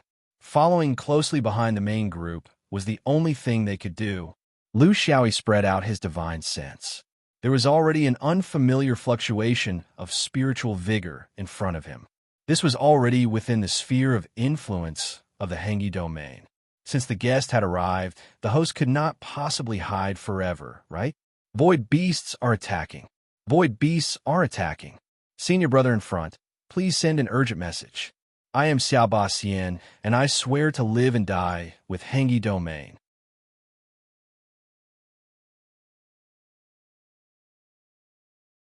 Chapter 1499. Actually, there is no need for him to do anything unnecessary. With such a huge group of void beasts approaching, the warning system of the Hung River realm would naturally send a message to the realm. Before the main force arrived, the cultivators of the Hung River realm who were active in this area were also spontaneously gathering. Protecting the realm was the basic responsibility of any realm cultivator. There was no need for anyone to teach them this. Of course, they wouldn't forcefully resist before the human cultivators had completely gathered, but they would definitely hold them back from the periphery and wait for an opportunity. If there were void beasts flying loosely, they would definitely go up and kill a few to vent their anger. In this kind of environment, it was the best chance for Lu Xiaoyi to escape, but he wasn't sure if the void beast would still aim in the direction of the Hung River realm if he really ran away. In the eyes of the other cultivators of the Hung River realm, this unfamiliar senior brother's performance was very brave. Flying alone in front, wanting to use his own strength to resist the beast's tide, but he had the heart to kill the enemy. He was powerless to reverse the situation. Clearly, this brave person of the Hung River realm already had his magic power depleted and couldn't launch any effective attacks. But he still persevered, not caring about the treasures in his hands, still relying on the power of the exploding treasures to cause damage to the void beasts behind him. Of course, they didn't know that it wasn't that this guy's magic power was depleted, but that he didn't dare to make a move, because once he made a move, he would be exposed. As for the exploding treasures, they weren't his treasures. Why would he feel heartache? A cultivator of the Hung River realm shouted, "Fly this way. Your direction is wrong. It's too close to the realm." Lu Xiaoyi didn't refuse, because he knew what it meant to go too far. If he really lured the beast tide to the Hung River realm, it might not really cause any harm to this realm, but he would probably have to start another round of escape. Knowing when to stop and when to stop was the only way for a cultivator to survive. Thus, he turned towards the direction of the cultivator who shouted, but under the pressure of the huge group of void beasts behind him, how could it be easy to quickly turn? If the angle of the turn was too big, it would be very easy for the beast tide to crash into him from behind. so he could only deviate bit by bit. It had to be said that the Hung River cultivators who were assisting outside did their best. They also knew that it was very inappropriate to let the void beast tide directly crash into the Hung River realm. Thus, they used attacks from the side to restrain and draw aggro, hoping to divert the beast tide's direction. Working together, Lu Xiaoyi was finally no longer the main target of the void beasts. More and more Hung River cultivators joined them. Among them, there was no lack of truly brave ones. It could also be said that the rash ones were swept into the beast tide. That was the place where they couldn't be any more dead. Lu Xiaoyi kept a low profile and slowly withdrew from the front line. He knew that he had to leave. Amidst the chaos, the beast tide went berserk, and the spirit vigor was incomparably chaotic. Furthermore, there were no Hung River tier cultivators appearing for the time being, so he could still pass them off as genuine. But if he really did establish some order, with the Hung River great cultivator coordinating the rules, his clumsy disguise wouldn't be able to fool anyone. The people of Hung River tier were very scheming. This point could be seen from Bowazo's invasion alone, Curry's courageous retreat, and even the Hung River realm's faint core role in this space war. It could be seen that this realm was difficult to deal with. He couldn't let his guard down just because things were going smoothly for him. It would cost him his life. He had already completely retreated from the direction of the void beast tide. As for how much trouble these impulsive fellows would cause, that wasn't something he should consider. In this beast tide incident, what he focused on was the reaction of this realm, the spirit of the cultivators, the spirit of the individuals, and the cohesiveness of the group. They were able to gather a considerable amount of power so quickly in a place that was less than half a year away from the Hung River realm. When he retreated, there were already over 100 people. This was enough to show that this was a realm that spread outwards and outwards. They were very united. While restraining the beast tide, there were also a few cultivators who didn't hesitate to put themselves in danger. They didn't do it to save Lu Xiaoyi, but for the absolute safety of the realm. In the end, these cultivators didn't manage to escape, but before they died, they were calm and composed, as if they were about to go to a paradise. This kind of orthodoxy was very scary. These were only the scattered cultivators floating around the periphery of the Hung River. When the true core cultivators of the Hung River realm arrived, it was obvious what would happen. He retreated further and further. Finally, he found a chance to escape from the darkness without attracting attention. Then he left at full speed. Not long after, a ball of incomparably dazzling light suddenly exploded behind him. It was like a star erupting, illuminating a large area of the sky. This was the power of a peak Yang spirit.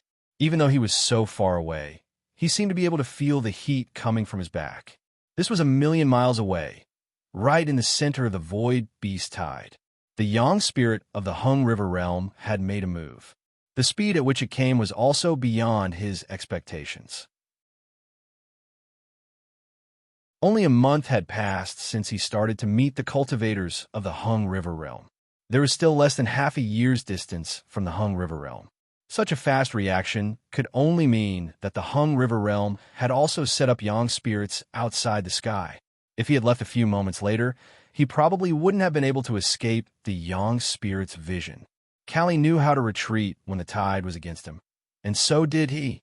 That was why they were able to survive.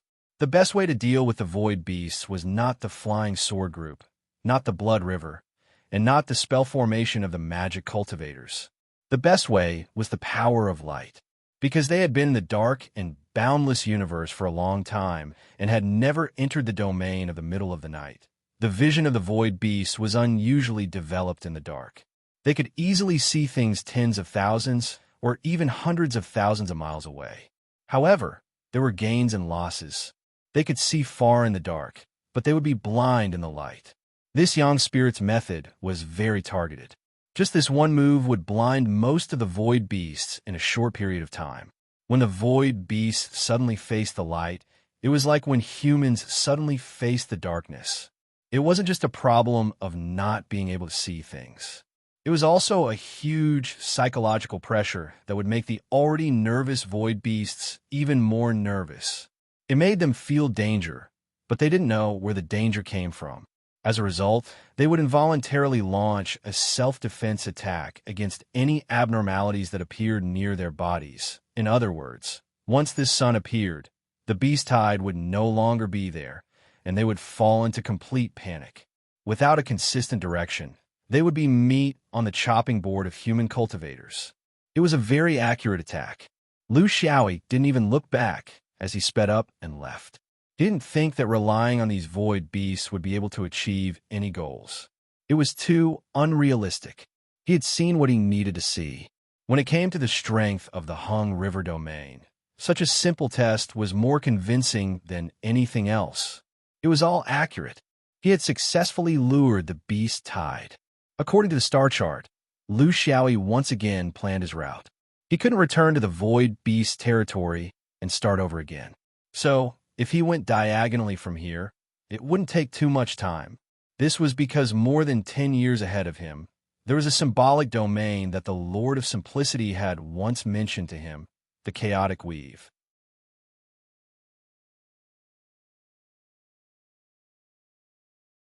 Chapter 1500. After flying for a few years, he had completely left the Hung River realm's airspace and entered a new barren space. 10 more kilometers ahead was the Chaos Weave. The Chaos Weave was not a single realm. It meant that there were many small and medium-sized realms in this space. Because they were relatively close to each other, everyone was mixed together.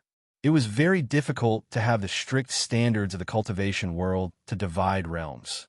It was very vague.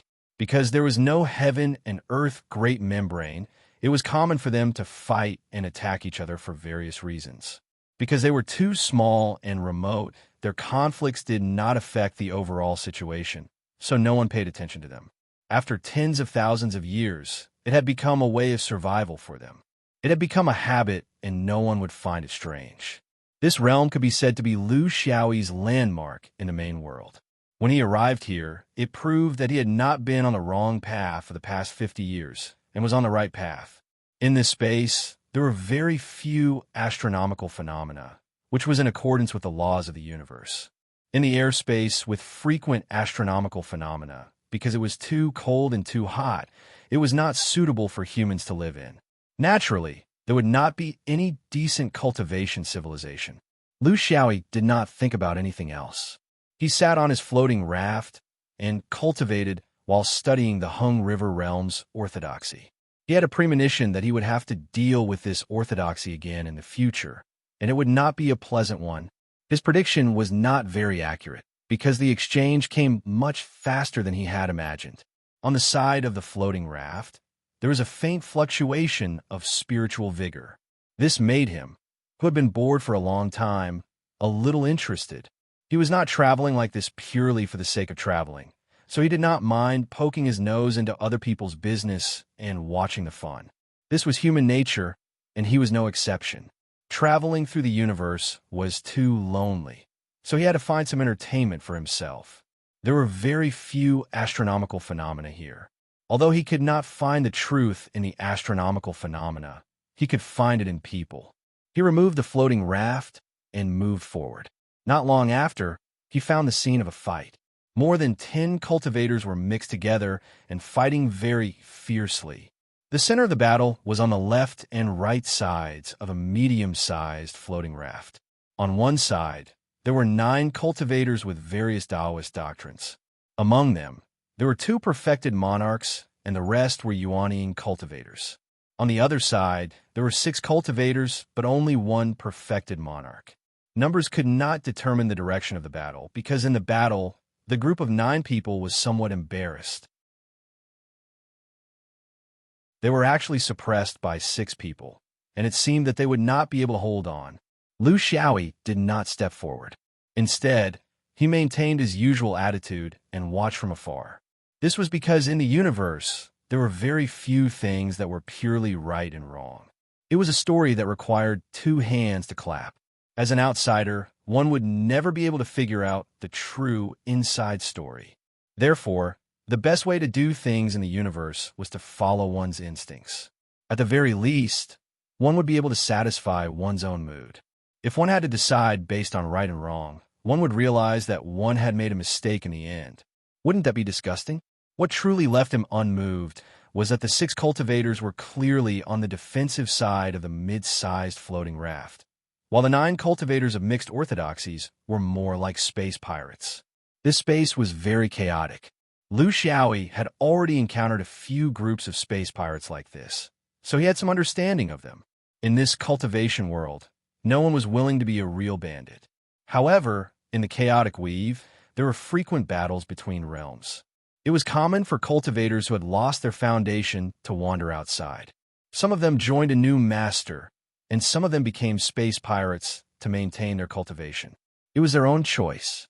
The reason why they did not help the mid-sized floating raft fight against the space pirates was because the orthodoxy of these 6 people was the Hung River cultivators.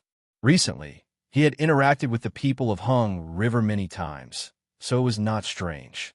In this space, the Hung River realm was the strongest, so it was normal for Hung River cultivators to appear in the surroundings.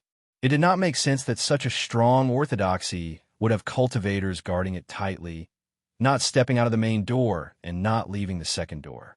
What he was curious about was the orthodoxy of these 6 Hung River cultivators. Unlike Boazuo and Kali, these 6 people's orthodoxy was more remote. Perhaps in the eyes of orthodox Taoist cultivators, this was actually a very common orthodoxy in the cultivation world. It was just that in the hands of the people of Hung River, they were even more brazen and open. This was the Hung River realm's Tanduo lineage. Bohal's collection of books had a very detailed introduction to this. Its teachings were about reproduction and reproduction. To put it bluntly, in the eyes of Taoists, it was actually about cultivating the Buddha of joy. This was not rare in the entire cultivation world. After all, it was dual cultivation. Where did dual cultivation come from, and when did it start? It was impossible to investigate in detail, but in Boazuo's books, it was clear that the dual cultivation orthodoxy of the Hung River realm was highly revered. He thought that it was ancient enough and was the ancestor of dual cultivation. Lu Xiaoyi scoffed at this. Damn it, since the beginning of humanity, this could not be missing. Otherwise, how could humanity continue? You just had to say that you were the ancestor of dual cultivation. How shameless.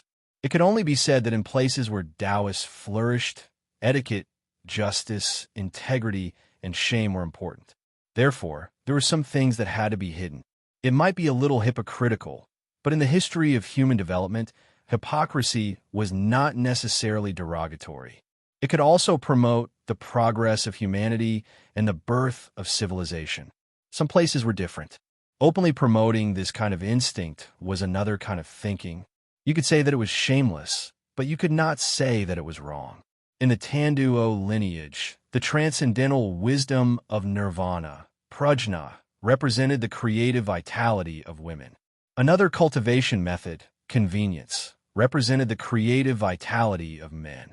They were respectively symbolized by the transformative lotus flower of Kuan and the transformative Vajra rod of Qian.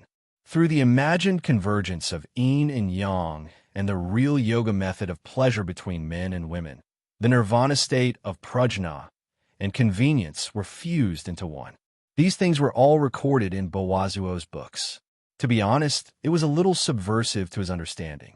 Because of his habits from his previous life, some of his views had completely changed. Was the lotus still holy? What was yoga actually about? Its idol was called the Heaven of Joy, also known as the Heaven of Elephant's Nose or the Heaven of Freedom. It was shaped like a couple embracing each other, with an elephant head and a human body. The male heaven was the eldest son of the Heaven of Freedom, the desolate god who harmed the world. The female heaven was the incarnation of Guanyin. She hugged him and won his favor. She suppressed his violence and was called the Heaven of Joy. What kind of nonsense was all this? He was too lazy to delve into the doctrines. What he was curious about was the fighting style of these 6 people. Obviously, these were 3 couples. Of course, it was also possible that they were not couples at all. Would those who cultivated the heaven of joy care about this? Perhaps it would be more accurate to call them friends. Their strength came from each other. Because they cultivated the same method, they could unleash a power that was greater than 1+1. In addition, the 6 of them were from the same Taoist school. Each of them could even shift their positions and obtain strength from different male and female bodies. This was similar to a small special magic circle. However, what connected them was not the rigid things of Taoism. It was more vivid and lively. Lu Xiaoyi kind of liked this. Well, he decided to add some fun to this boring journey. However, the prerequisite was that he had to chop off the elephant trunks first.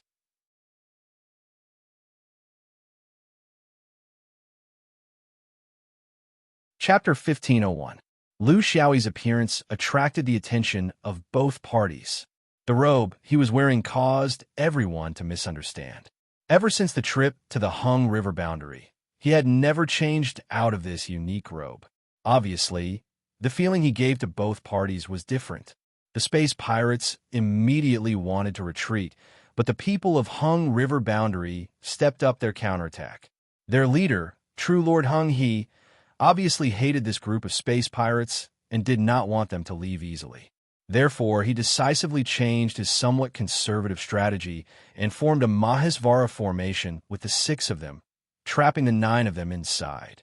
This kind of fighting method was slightly risky. Although they had a certain advantage, it was obviously impossible to swallow all 9 of them in one go, so they had never used it.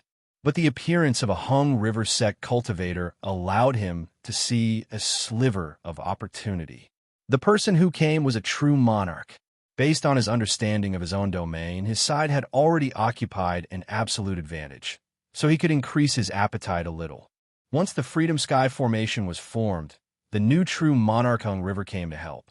Although he could not kill all of the space pirates, it was possible to kill most of them. Realizing the danger, the space pirates began to struggle desperately.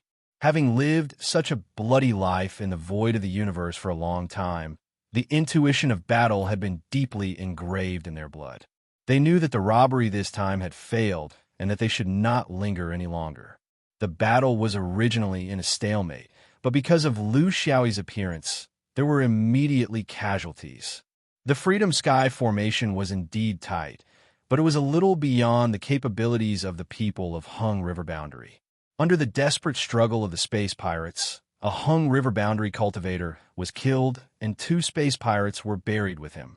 The space pirates in the Chaos Dominion didn't lack fighting experience, and they didn't lack fighting will either. This was determined by the history of war in the Chaos Dominion. To be able to survive in such an environment and make a living by robbing, none of them were easy to deal with. They were all fierce and ruthless.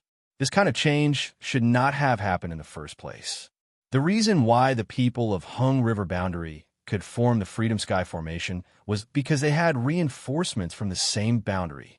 The problem was that the reinforcements were still standing at the side and did not have any intention of joining in. Hung River boundary cultivators roam the universe and should help each other without fear of danger. This is the rule of the Hung River boundary. Which temple are you from? How dare you ignore the rules and watch the fire burn across the river? Aren't you afraid that Lice Granny will punish you? Lu Xiaoyi shrugged. I'm sorry. This set of clothes was picked up from the void, and it was just enough to cover the body. As for the lice woman you mentioned, I don't know her. Did he not like to bathe? Why is she called Lice Granny? He didn't want to rely on the disguise of these clothes to achieve any goals. It was one thing to be in the Hengi sector, but now that he was in the void of the universe, a swordsman shouldn't be so wretched and sneaky. The moment Lu Xiao spoke, the mentality of both parties changed again. The remaining space pirates became even more desperate. They didn't want to run away for the time being. It wasn't entirely because of this unknown cultivator, as long as he didn't help the people of Hung River. In a specific battle, the 6 people of Hung River were the most difficult to deal with due to their teamwork. Now that one of them was dead, the overall attack and defense would be greatly reduced. To the space pirates who sought revenge for the smallest grievance, the opportunity now belonged to them. Hung River True Lord immediately realized that he had made a mistake in his judgment. He had treated the opponent or someone unrelated to him as a helper, and he had taken a risk in order to get a quick victory. Now that the consequences had appeared, the originally advantageous situation began to be balanced. Just from the stranger's words, he knew that this person was definitely not a cultivator of Hung River, because no cultivator of Hung River would be so disrespectful to Lice Granny. That was a serious crime.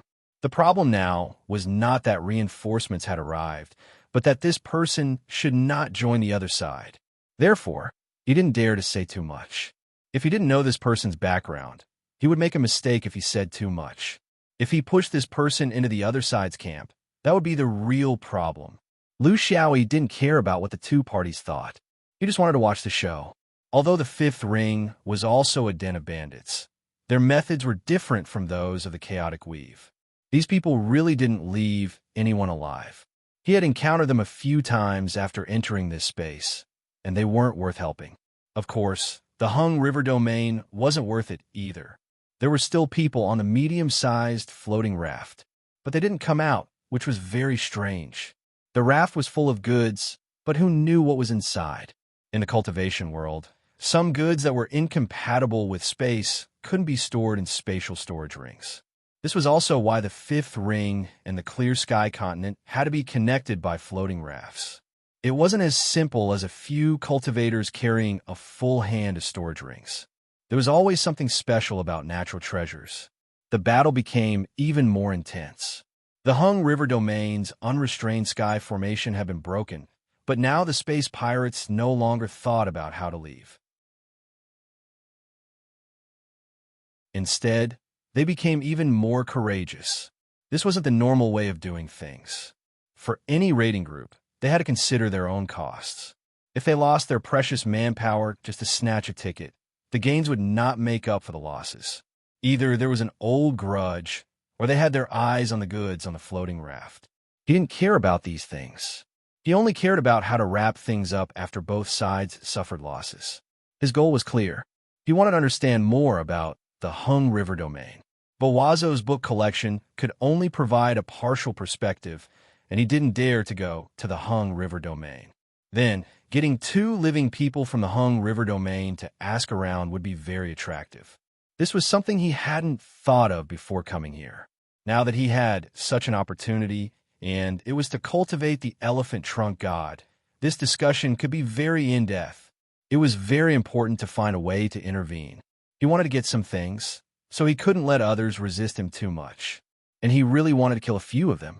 He was willing to try out the creativity of Prajna. As for convenience, he would replace it with his own body. He was a reasonable person. The battle at the scene became white-hot.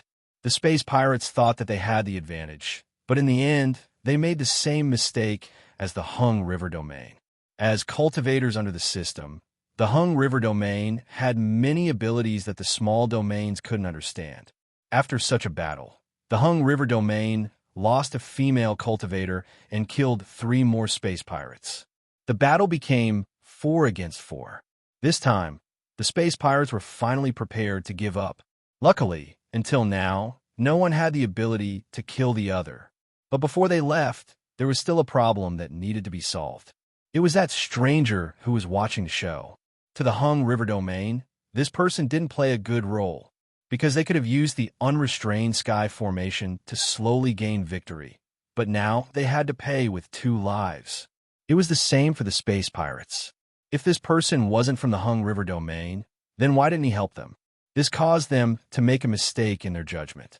5 out of 9 people died, and they could only flee in defeat.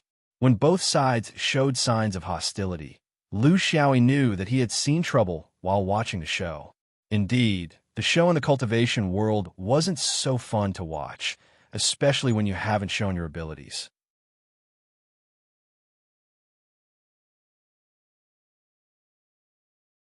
Chapter 1502. The Galactic Pirates were the first to attack. You're not from the chaotic borders. Where did this spy come from? Why don't you tell us the truth? The people of Hengi River surrounded him from the other side. They wanted to know the reason. Where did you get this outfit? It has the unique symbol of the Swahili temple on it. How could you have picked it up out of nowhere? Tell us, which senior martial brother did you harm to get his clothes and accessories? Lu Xiaoyi brought this upon himself. This was the price he had to pay for watching the show. Humans would not thank him for not attacking them. As long as he did not help them, he would be punished and killed, especially when both sides had paid a heavy price and were in urgent need of an outlet. He was the best scapegoat. He slowly retreated and mocked. You're done fighting? You're shaking hands and making peace. You chose to keep the peace because the other side was difficult to deal with? You're talking tough, but it's just to cover up your fear of death. I hate people who only put on a show halfway through and write eunuchs. Although I'm also a freeloader, that's not a reason for you to be unprofessional. The two groups of people were angered by his words. In fact, this kind of result was very common in cosmic conflicts. When you realize that you could not threaten the other side, or that you had to pay a heavy price, no matter how big the grudge was, you would choose to lay down and wait for the future. Not to mention them. Even when the Buddhists attacked the Fifth Ring and Heaven's Choice besieged Zhou Xian, didn't they retreat after suffering such heavy casualties? Actually, the nature was the same. One of the perfected monarchs among the galactic pirates attacked first. He had his reasons for being so impatient. His anger was just an act. His main purpose was to prevent the news of this medium-sized floating raft from spreading, including the details of the cargo and the route. If this person was also a member of the galactic pirates in the chaotic borders, they would not be able to eat alone. His attack was a side branch of orthodox Taoist spells. Although it was powerful, it was still not enough for Lu Xiaoyi. He moved to the other side, and at this time, another true lord of star pirates attacked at the right time. He used star magic, and dozens of burning meteorites smashed down with great power. Lu Xiaoyi had no choice but to change his position again. The direction he could move to was very limited. He could only move to the side of the Hung, people who had yet to make a move. His figure had just appeared near the Hung River cultivators when a holy river silently swept over. This was not the acquired spiritual treasure, the long scroll of the Hung River, but a pure spell. In the Hung River system, there were many spells that used the Hung River as the foundation. It was also the spiritual sustenance of a domain. Lu Xiaoyi was swept into the river. True Lord Hung, he was already prepared to capture him. He was very clear that this person must be related to the Hung River domain. Otherwise, he would not be wearing the Swahili temple's sacrificial attire. He had to figure out the whole story. Whether it was an individual or a domain's action, he had to maintain the authority of the Hung River domain in the nearby airspace. The universe was in chaos, and people's minds were changing. Many domains were becoming restless. They had to be prepared for a rainy day. Otherwise, once this momentum was established, there would be endless trouble. The three perfected monarchs attacked without any prior discussion.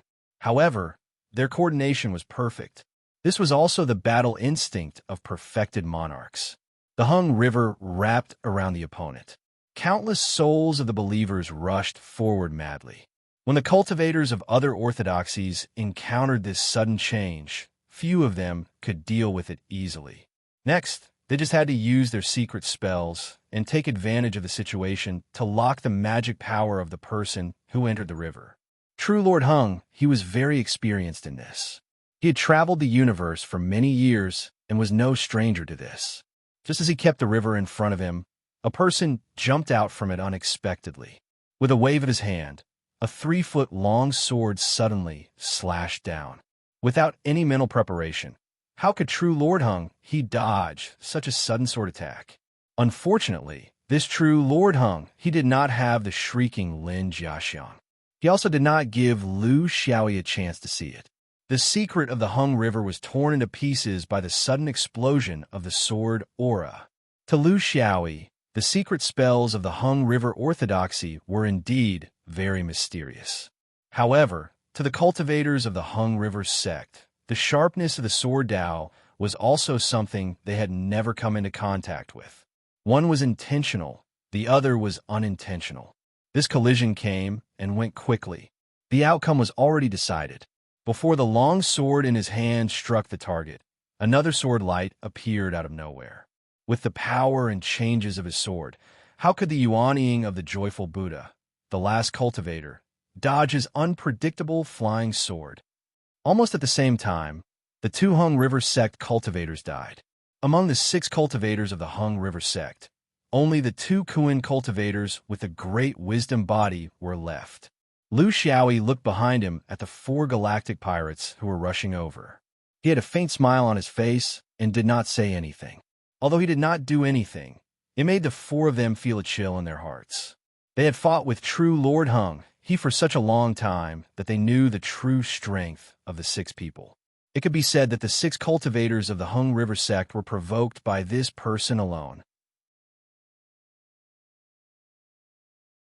Before the formation was formed, the 2 true lords and the 2 Yuanying were only barely able to resist him. His strength was high, and he was also a first-class expert in the Hung River orthodoxy. He was also the person they were most afraid of. The reason why they did not want to be entangled with the people of Hung River sect was not so much that they did not have the advantage in numbers, but rather that it was the power of this true Lord Hung He. However, this kind of person only needed one sword attack in the hands of an unfamiliar cultivator. This was a swordsman, the most eye-catching orthodoxy in the universe recently.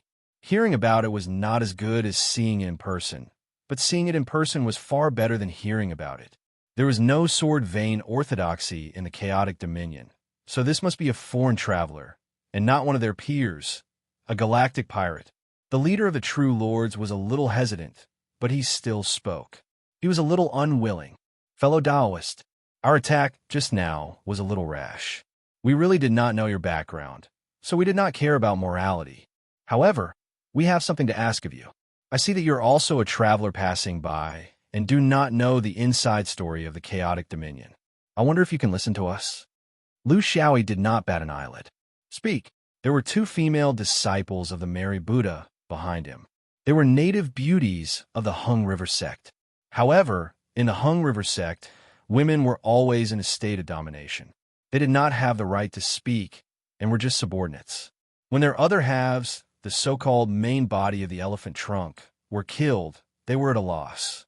The key was that they did not dare to run, because they could feel a faint killing intent targeting them. It was hanging above their heads and could fall at any time. With the example of their companions, they knew very well that they had no chance in front of this terrifying swordsman. The orthodoxy of the joyful Buddha was divided into primary and secondary. In Hung River, a place where male power reigned supreme, the division of abilities was also very obvious. Their main abilities were defense and support. Once they left their main body, it was as if they had lost their backbone, not only psychologically but also in terms of ability. In reality, they were subordinate tools in the Hung River sect's cultivation system.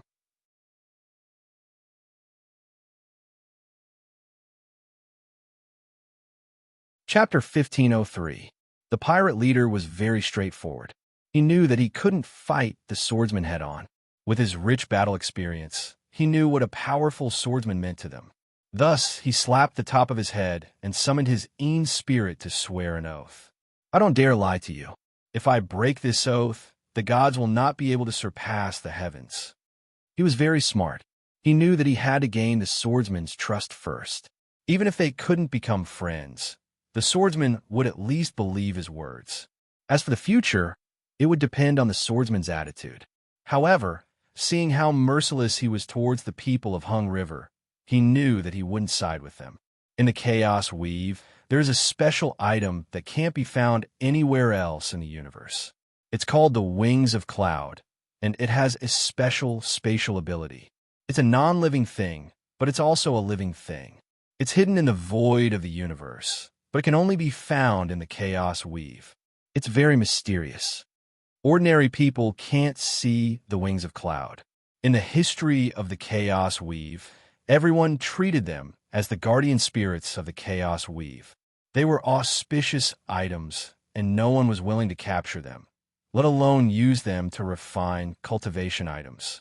However, there are always people who don't care about history and the future of the Chaos Weave. They don't care about the common sense of the Chaos Weave, and they collude with the outside world to destroy the Chaos Weave's destiny. They willfully capture the wings of cloud and sell them to other worlds. That other world is the Hung River realm. They transport the most unique spices from the Hung River realm just so they can attract the wings of cloud in the Chaos Weave. Then they transport the wings of cloud back to the Hung River realm and reap huge profits. This doesn't conform to the ideals of the people of the Chaos Weave. We believe that if the swordsman disappeared from the Chaos Weave, it would be the end of the Chaos Weave. Although there is no basis for this, our ancestors have coexisted peacefully with the wings of cloud for tens of thousands of years, allowing us to realize this point. This is a gift from the heavens, and some of us are destroying it. That's why we're here. We're here to intercept every ship that's going to the Chaos Weave. These spices are also the best of the Hung River realm. They can't be placed into space, or else the wings of cloud wouldn't be addicted to them. Lu Xiaoyi said casually, "So, you are not space pirates?" The true monarch bitterly nodded. "No, we don't belong to any sect. No sect dared to openly oppose the Hengi realm because they were too powerful. Moreover, they had allies in the Chaos Weave. We're all organized by the forces of different realms. We're disguised as space pirates and patrolling this area, hoping to find floating rafts transporting spices. Here, not only do we have to fight the people of Hung River Realm, but we also have to fight the space pirates and the agents of Hung River Realm in the Chaos Weave. Our brothers have been out for decades, and not many of them have been able to return safely. However, we have never lacked manpower, because every true chaotic border dweller understands the significance of doing so." Lu Xiaoyi was noncommittal. Where there was oppression, there would be resistance. This was the same principle in the cultivation world.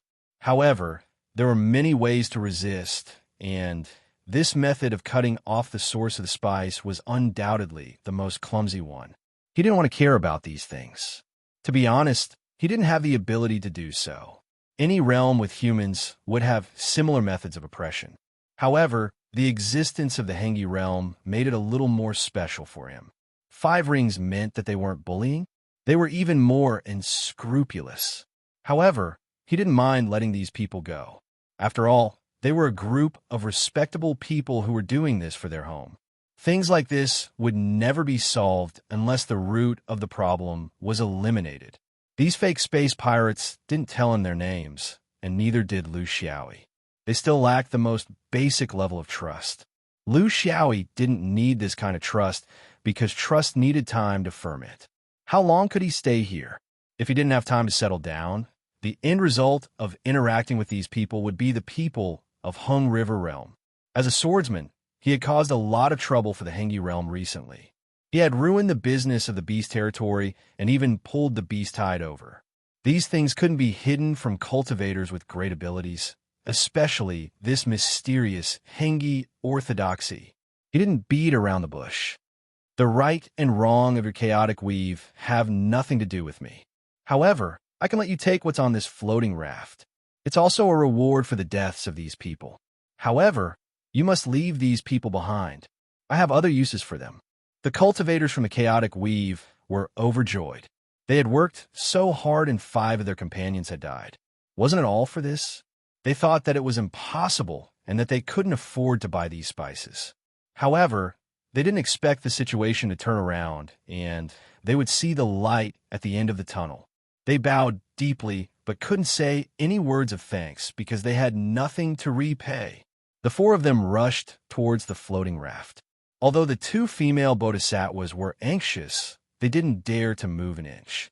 This terrifying swordsman's murderous intent clearly told them that if they moved, they would die. Although they were Buddhists, they obviously hadn't cultivated to the point where they were willing to die. This was also the result of too much male power in the Hengi realm. There was another person on the raft who also had the cultivation of a perfected lord. However, the strange thing was that he didn't come out during the battle. The people of Hengi realm either died or surrendered, but he didn't move at all. Who knew what he was planning? These troubles could be left to the four of them. His spoils of war were these two bodhisattvas of joy. They had enchanting figures and were extremely charming. It was just that their skin was slightly dark. The universe was boundless, and there were few people. Since it was urgent, he had to make do with them. It wasn't good to ask for too much. The four cultivators from the chaotic weave entered the floating raft and searched the entire cabin thoroughly. They didn't take any other necessities or valuables. They only took out all the spices. These spices could be placed in spatial storage rings and other similar storage spaces. It wouldn't hinder people from using them. Instead, it would retain the fragrance for a longer time due to the enclosed environment. However, this was only for humans. For fairies like the wings of cloud and sky, because they were the spirits of space, they were especially sensitive to space. As long as the spices were placed in a storage space of different dimensions, they would be able to feel it when they were taken out. Hence, they would lose the attraction of the spices. The four of them were very upright. They took out hundreds of thousands of kilograms of spices and didn't take them away. Instead, they burned them in the air. In fact, they only needed to place these spices into the spatial storage rings and then take them out to achieve the effect of the spices. They went through so much trouble to let Lu Xiaoyi understand that what they said was true and that they were really here for these spices. They weren't lying. Under the cultivator's true fire, the spices were burned to ashes, leaving only a strong fragrance in the air. Lu Xiaoyi wasn't used to it. He didn't like this kind of smell. He preferred the elegance of jasmine flowers. This was a different choice from different orthodoxies. There wasn't any difference in quality.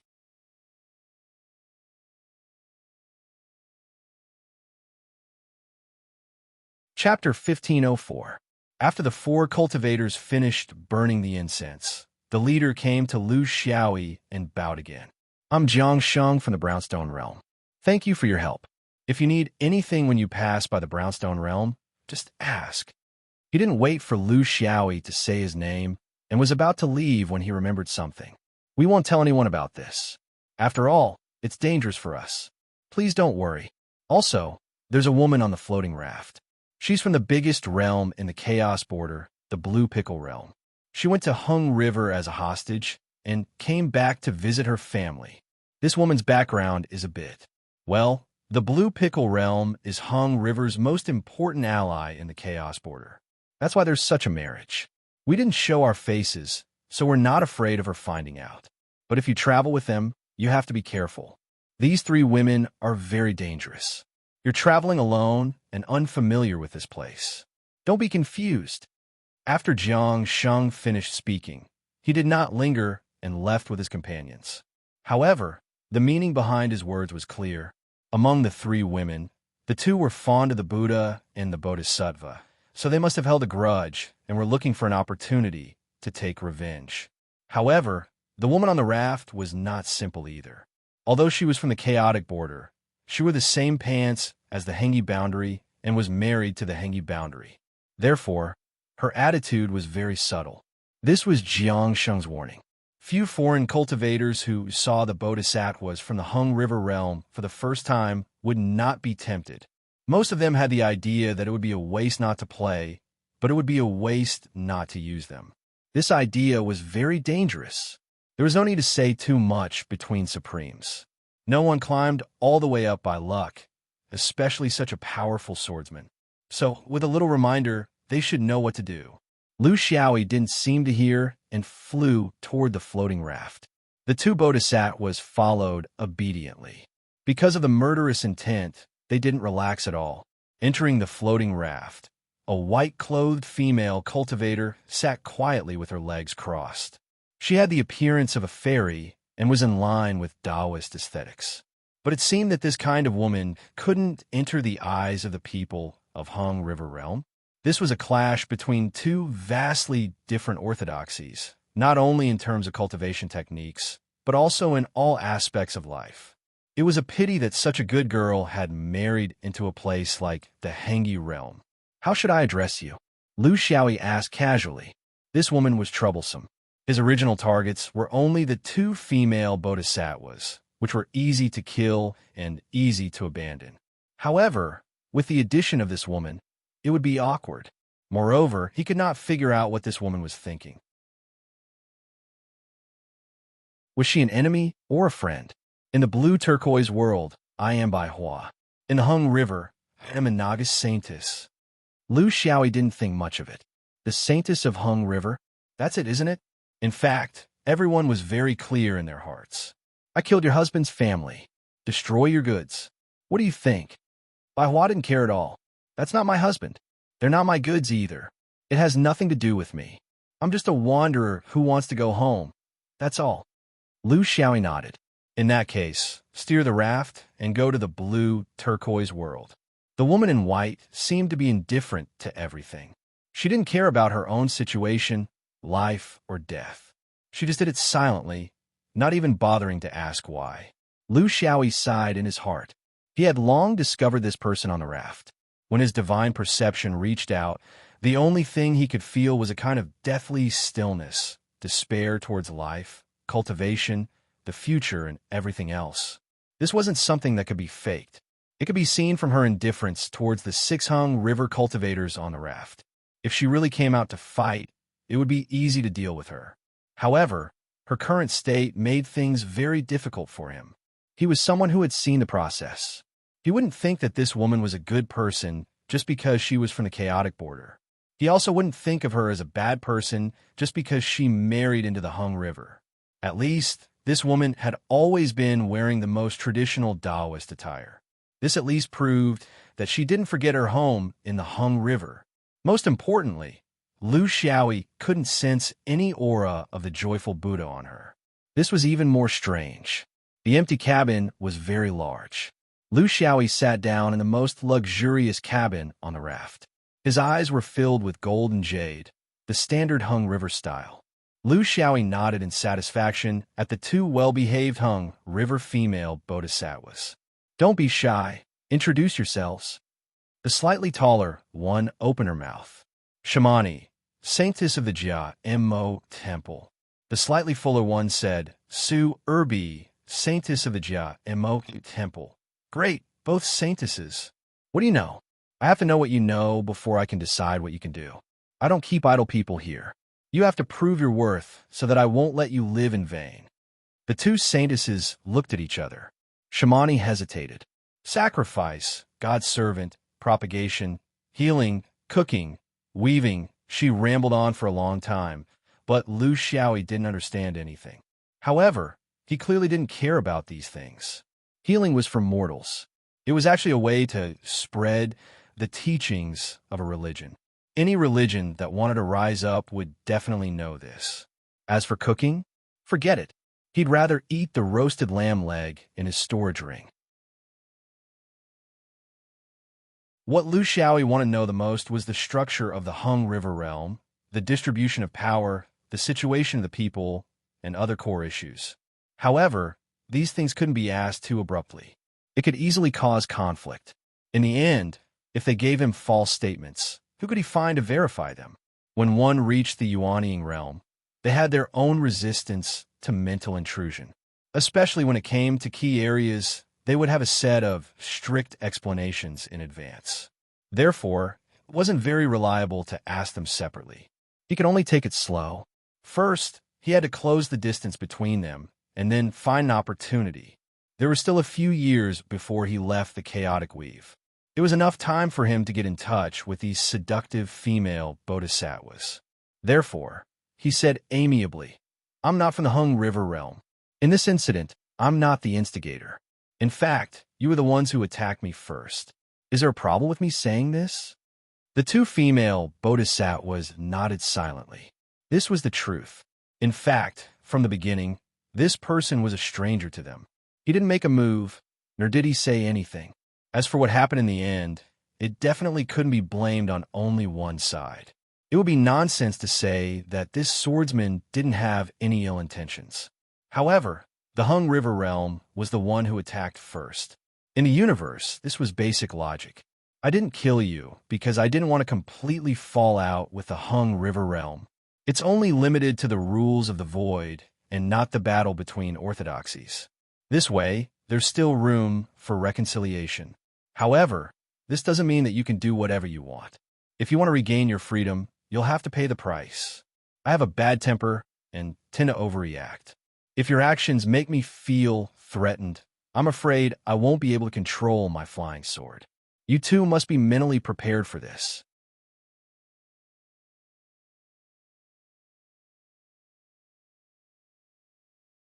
Chapter 1505.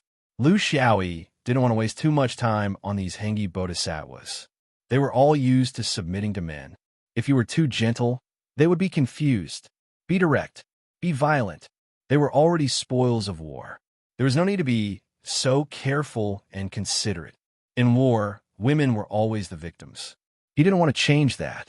Did you think that others would treat you the same as you if you repaid evil with kindness? War was a continuation of bestiality. It was better to follow instinct. He didn't like to use virtue to inspire others. He was destined to be bruised all over.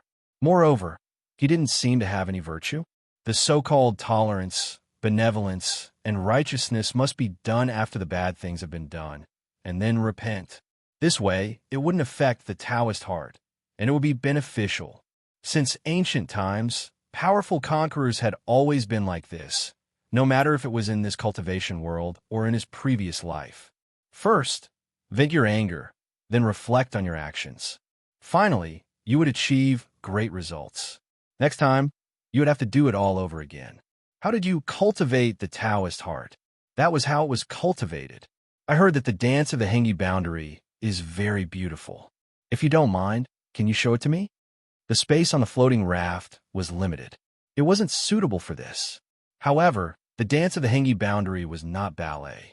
It didn't require a large space to run and jump. It relied more on the waist, arms, and neck. It could be performed in very small places. The two female bodhisattvas had no choice. They were now spoils of war. Unless they had the courage and self-respect to face death, these things had long been taken away from them. What was left was obedience and submission. This was something determined by the cultivation environment. The two of them didn't rush out from the void and fight for their lives. Their actions were destined from the beginning. Why don't you try two female swordsmen? They would have gone in with a white knife and come out with a red knife. If they couldn't kill the enemy, they would kill themselves. This was a different cultivation philosophy. Well, Lu Xiaoyi felt that this wasn't bad either. You have to admit that there are specializations in this field. When the two female bodhisattvas of Hengi twisted, it was as if the space was distorted. There was no need for music, and the air was rippling with some kind of ambiguous aura. This was not intentional, but a Tao tradition that could not be changed. If you asked a peacock to dance, what you would see would be endless colors. If his senior sisters danced, it would definitely be a sword dance. The kind that made the spectators feel like their heads would move at any moment. If the female cultivators of the Dharma meridian danced, it would be an ethereal longing for fairies. The snake spirits of the immemorial beast territory from the Heaven's Choice continent could also dance, but they would have goosebumps all over their bodies. Hengi Bodhisattva was different. What she brought was the most primitive desire. This was the true essence of the Buddha of joy. Every movement and every twist was to achieve this goal. Lu Xiaoyi gently clapped. Isn't this outfit too heavy? I think you guys can dance even more gracefully, more naturally. How could the two saintesses of Hengi Bodhisattva not understand the meaning behind his words? He was a cultivator of this. He knew all too well what the effects of their dance would be. There was nothing to be embarrassed about. They had done it countless times before, and it was under the gaze of many people. Now, there was only one person in front of them. It was practically an empty space. The gorgeous saris were thrown around one by one. Some were thrown on the couch, and, of course, some were thrown directly at the spectators. At this time, as an audience, you must be tactful. You must pretend to be intoxicated, and you must touch and smell the fragrance. Lu Xiaoyi was, of course, a good audience. He really did smell it. The smell is a bit strong, and there's also a bit of curry smell. Forget it. I can't ask for too much. I'll just put up with it. The dance continued, and the atmosphere became more and more erotic. Lu Xiaoyi's gaze was mesmerized. Serving God? I'm a little curious. How do you serve God? The floating raft passed through in a straight line without any bumps. Bai Hua steered the raft, and a trace of disdain appeared in the corner of her eyes. Originally, she thought that she had met a true Taoist seed, a sharp swordsman.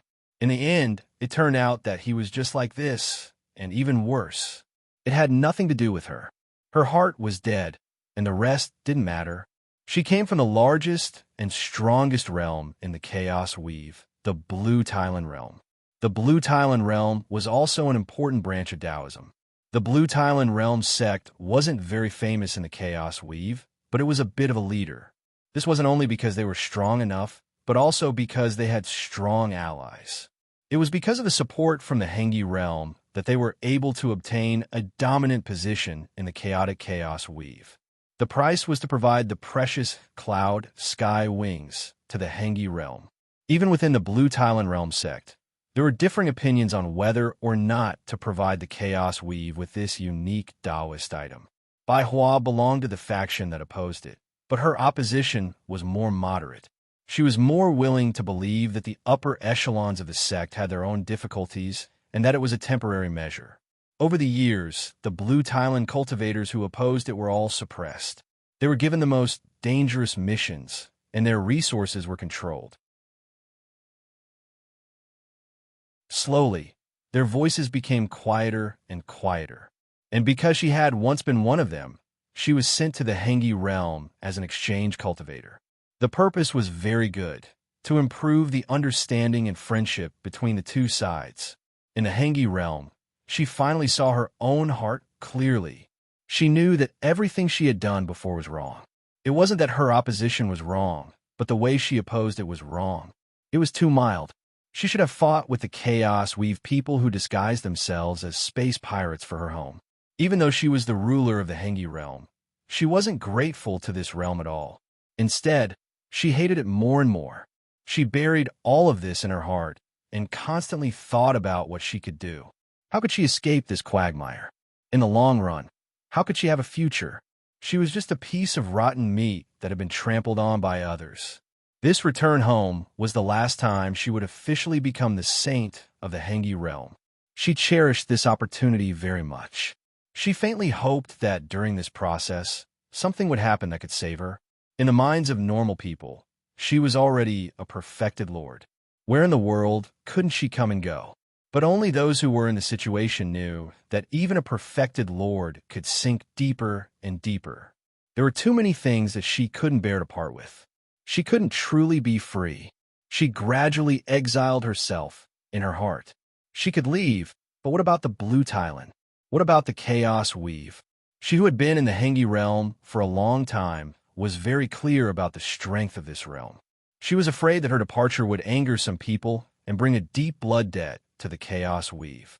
If that was the case, how could she face the home that had raised her? She had too many misgivings. She could only treat this return as a simple return to her home, even if the current her could completely disregard herself and leave. Without dreams, what joy was there in cultivation?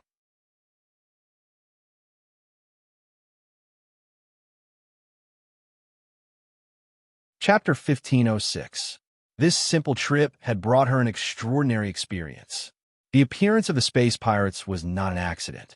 She was the one who secretly spread the news. Otherwise, how could there be 9 space pirates in a vast void? Jiang Sheng did not mention anything about her help and took it all on himself. This was a kind of protection for her. But why would she need such protection now? Whenever she thought of the possible encounter when she returned to Hung River and became the saintess, she wanted to end everything. However, it was easy to end her own life, but it was difficult to prevent her own sect and domain from being affected by karma. The great Buddhas of Jima Temple had reminded her of this many times on different occasions. She didn't doubt that they had the ability to do it, because in the chaotic frontier boundary, the most powerful cultivator was her master, Zhongmu Zhenjuan, who was only in the primordial spirit realm. Most of the Thailand cultivators were named after wood. When she entered the path of Tao, she chose the white birch for herself because she liked how straight it was. It would rather break than bend, loved the light, and was full of vitality. even if it was an ordinary tree that was not as rare as a precious tree. After a forest fire, the first thing that would grow was the white birch forest. She admitted that during her growth, there was a time when she went against her original intention of choosing the white birch forest. Otherwise, she would have died in the void of the universe like those fake space pirates. But now that she understood, it was a little too late, because she was deeply involved in it, because in the Hung River boundary, people were really biased towards her. The appearance of this swordsman made her feel very curious. The powerful killing ability, the fearless way of doing things, and the heroic spirit of looking down on the Hung River boundary. Of course, she knew that there was a sword vein orthodoxy in the universe. Although it was not in the Hung River boundary or the chaotic frontier boundary, it was only in legends, especially in the past 100 years in the Hung River boundary. The people of Hung River boundary carefully avoided mentioning this orthodoxy in public. But in private, among the high-level cultivators, there was a silent fear of this orthodoxy. She had not integrated into the core circle of the Hung River boundary. She was afraid that she would never be able to. This had nothing to do with the level of your realm. It was only related to your surname. Although she could not come into contact with it, she could feel that there were always some small circles of local cultivators who had some guesses about it. It was as if this orthodoxy had done something to the Hung River boundary. She was too uninformed.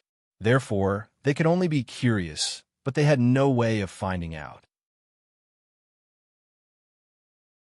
There were innumerable spies around her, not just the high-ranking people of Hengi River, but also those lowly cultivators. They couldn't wait for her to make a mistake so that they could ask their master for a reward. It was a strange social structure. Originally, this was just a legend, a guess. But this time, she saw a real swordsman. At the very least, he was like this when he fought. He was cold and merciless, and he killed the two most outstanding cultivators of Hengi County with just 2 moves of his sword. No explanation, no hesitation, no dawdling. Her initial impression of this swordsman was very good, very good. However, what happened next caused her impression of him to plummet. In her opinion, even if the swordsman killed the remaining 2 real, joyful Buddhist saintesses, including herself, she would not have any complaints. Instead, she would have more respect for this legendary orthodoxy. However, he left the 2 Hung River saintesses behind. This gave her a bad premonition. What happened next was within her premonition. A lecherous maniac who did not cultivate virtue.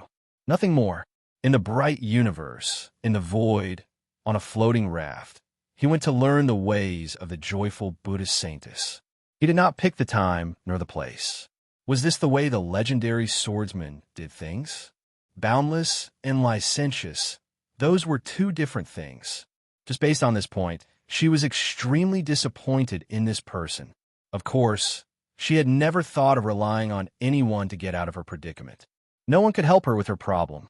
She only felt regretful. How could such a orthodoxy, no matter how sharp its sword was, deal with the unpredictable Hung River boundary? It only needed to send a group of saintesses. In Hung River, there were countless of such saintesses. Hopefully, this was only an isolated phenomenon among the people in the sword vein. Bai Hua focused on the raft and ignored the asterisk that was only separated by 2 bulkheads behind her. Before she came to the Hung River realm, she would never tolerate something like this happening right under her nose. But after 100 years in the Hung River realm, she had long become accustomed to this kind of thing and was used to it. The Jiaimo Temple, in fact, included any temple in Hung River. No matter which god it was, there was no difference in nature. You only need to look at the countless saintesses in each temple to know what was going on. This kind of journey was a kind of torture. Sometimes she would wonder why they did not send a group of galactic pirates to deal with these adulterous couple. However, what made her depressed was that the raft was empty, the goods were gone, and even the galactic pirates were gone. They just left the 3 of them behind to do whatever they wanted. If it was just 3 people from Hung River, she would not even bother to think about it. However, there was a branch of Orthodox Taoism and such a powerful swordsman, who was slowly being destroyed in the hands of these worthless saintesses of Hung River. This was no longer a cargo raft, but a floating raft, a flower raft. After several months, these cultivators didn't even leave the cabin. They were even more dedicated to their work than other cultivators who were in seclusion. They were even more addicted to their work than the elephant trunks worshipped in the temples. This swordsman was destroyed. Then one day, when the few of them were in the oneness of heaven and man in the cabin at the back, the sword cultivator naturally asked a question that did not fit the current situation. How many people in the Jama temple are qualified to enjoy their bodies? Of course, he did not say the exact words. It was completely flirting with a hint of jealousy, similar to the faint jealousy of a female bodhisattva who had seen countless people. However, Bai Hua suddenly realized that it was not jealousy, but intentional. After careful planning, he spied on the female bodhisattva when she ascended to nirvana. It was not that she had a habit of eavesdropping, but it was so close that she had no choice but to listen. Thinking back carefully in the past month, the swordsman had asked many similar dirty questions. However, if one was willing to think about it carefully, one would be able to understand the real meaning behind it. For example, how many people were in the temple? How many saintess sisters were there? How many of them communicated with each other frequently? How many were qualified to offer sacrifices? Wait, when Bai Hua started to pay attention, in the following year, similar questions had spread to not only the Jia Mo temple, but also to all the famous temples in the Hung River boundary. This swordsman was spying on the actual situation in the Hung River boundary. Simply put, he wanted to know how many sacrifices there were in the Hung River boundary. How many sacrifices were there in the Yuanying? The rules and principles of the boundaries, Great Membrane. How were these sacrifices usually distributed? How were they distributed? How did they coordinate with each other? It was as if an army would attack at any time.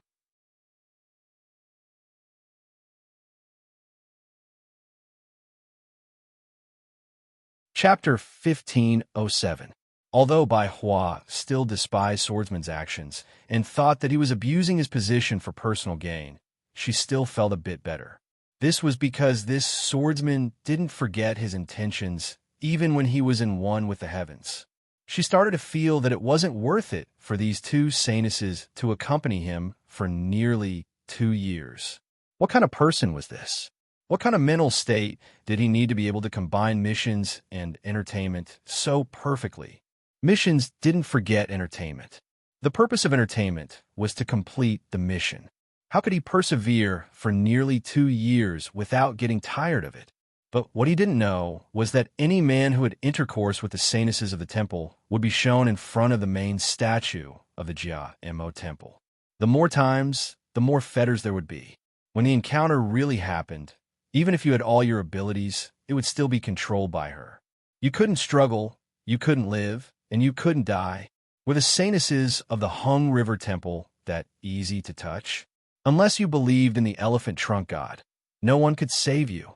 Originally, when she didn't know that swordsman was still conscious, she didn't want to care about this kind of trivial matter. He walked his own path and created his own sins. What did it have to do with her? But especially in the past year, she felt that swordsman's intentions were becoming clearer and clearer.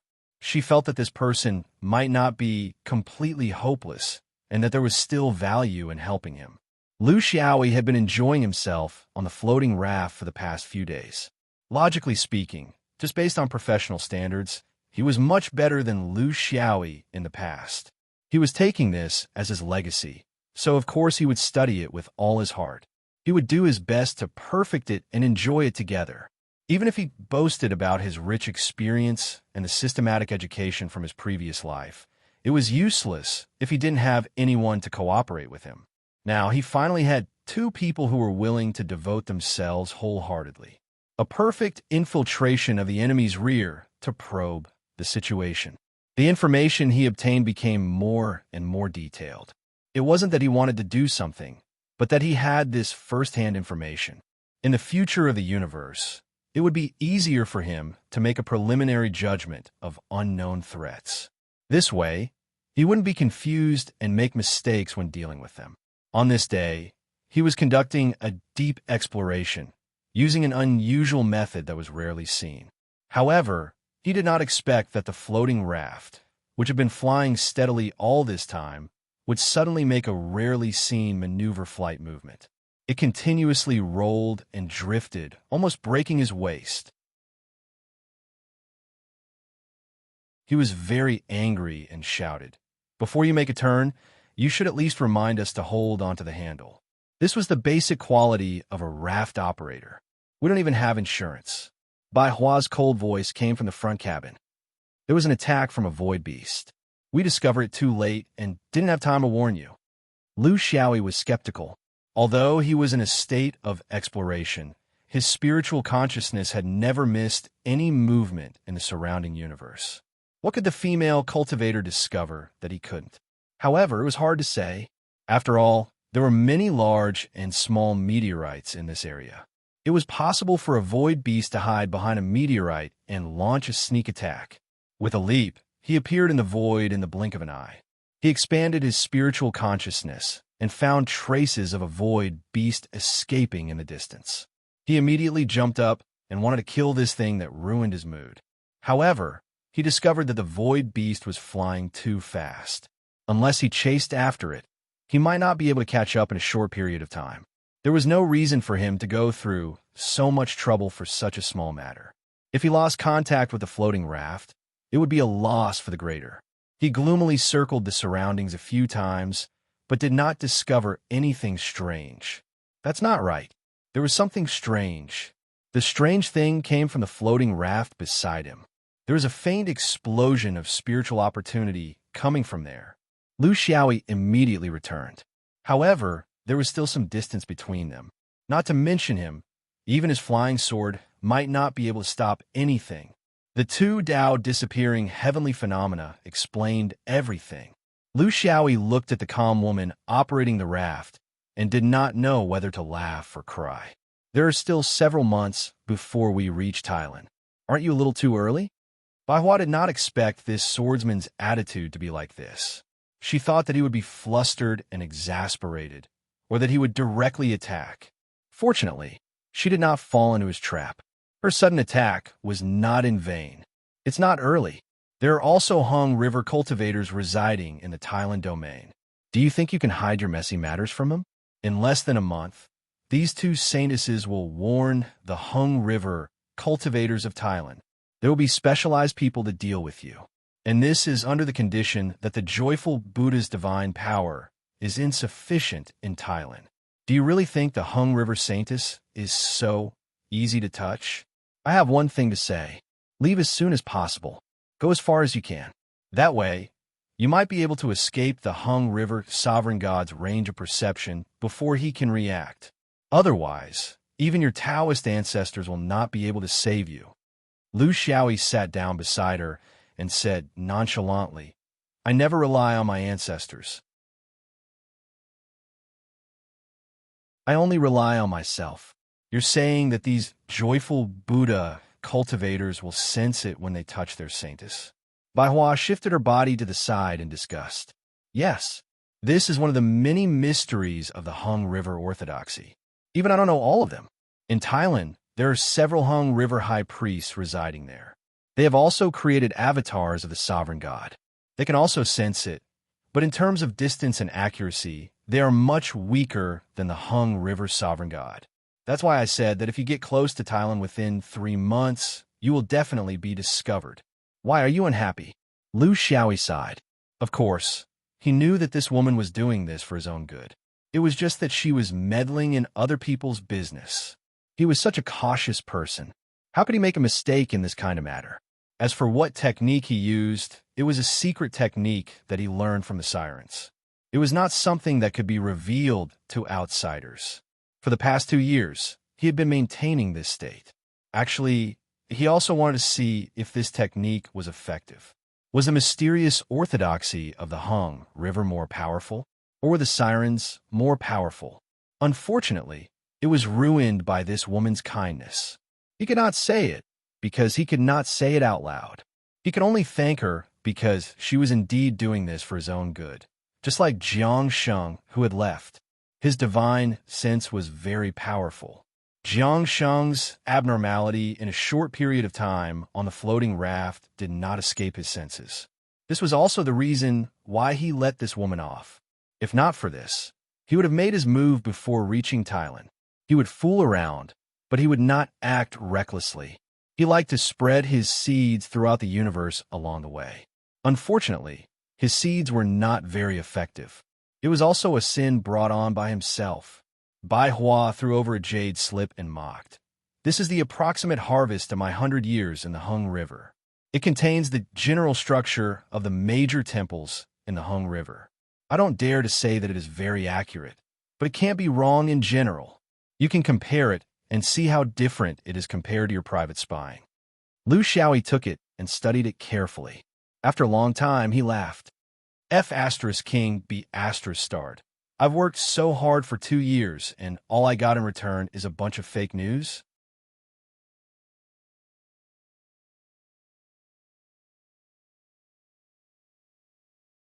Chapter 1508. Bai Hua snorted. I don't see how disappointed you are. At least you've achieved part of your goal, right? If you like the Bodhisattva so much, I can introduce you to a few Hung River Grand Priests. With their guidance, it'll be easy for you to become a saintess. Lu Xiaoyi chuckled. He didn't care what others thought of him as long as he was comfortable. Aren't you going to talk to me about you? I think that if you continue in this state, your cultivation in this life will come to an end. Bai Hua said coldly, my business has nothing to do with you. You should take care of yourself first. If you really enter the blue tea boundary, I'm afraid you won't be able to escape from the Hung River people. Lu Xiaoyi didn't force her. It's best if you don't tell me. I hate trouble the most. He didn't want to enter the blue tea boundary. In fact, he didn't want to enter any of the chaos weaves. The reason he came here was because he wanted to change his direction on his long journey. A place like the chaos weaves had an inexplicable connection with the Hung River boundary. You wouldn't know who was loyal to their homeland and who was loyal to the Hung River. In such an environment, it wasn't just a test of a cultivator's strength. There was also a lot of scheming, and he was tired of this kind of deception. This wasn't a problem that could be solved quickly. This woman's heart was definitely longing for her hometown, but she lacked decisiveness in her behavior. She was overcautious and indecisive, and this was the biggest reason for her current situation. If she couldn't walk out of this situation, no one could persuade her.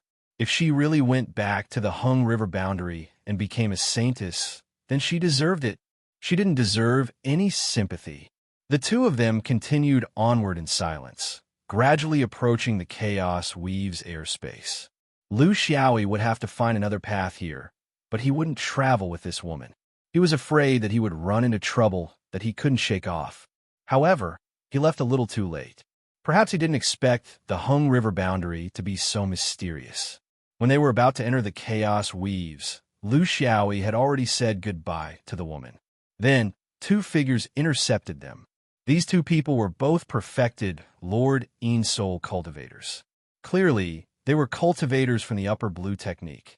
Bai Hua's conversation with them also proved this point.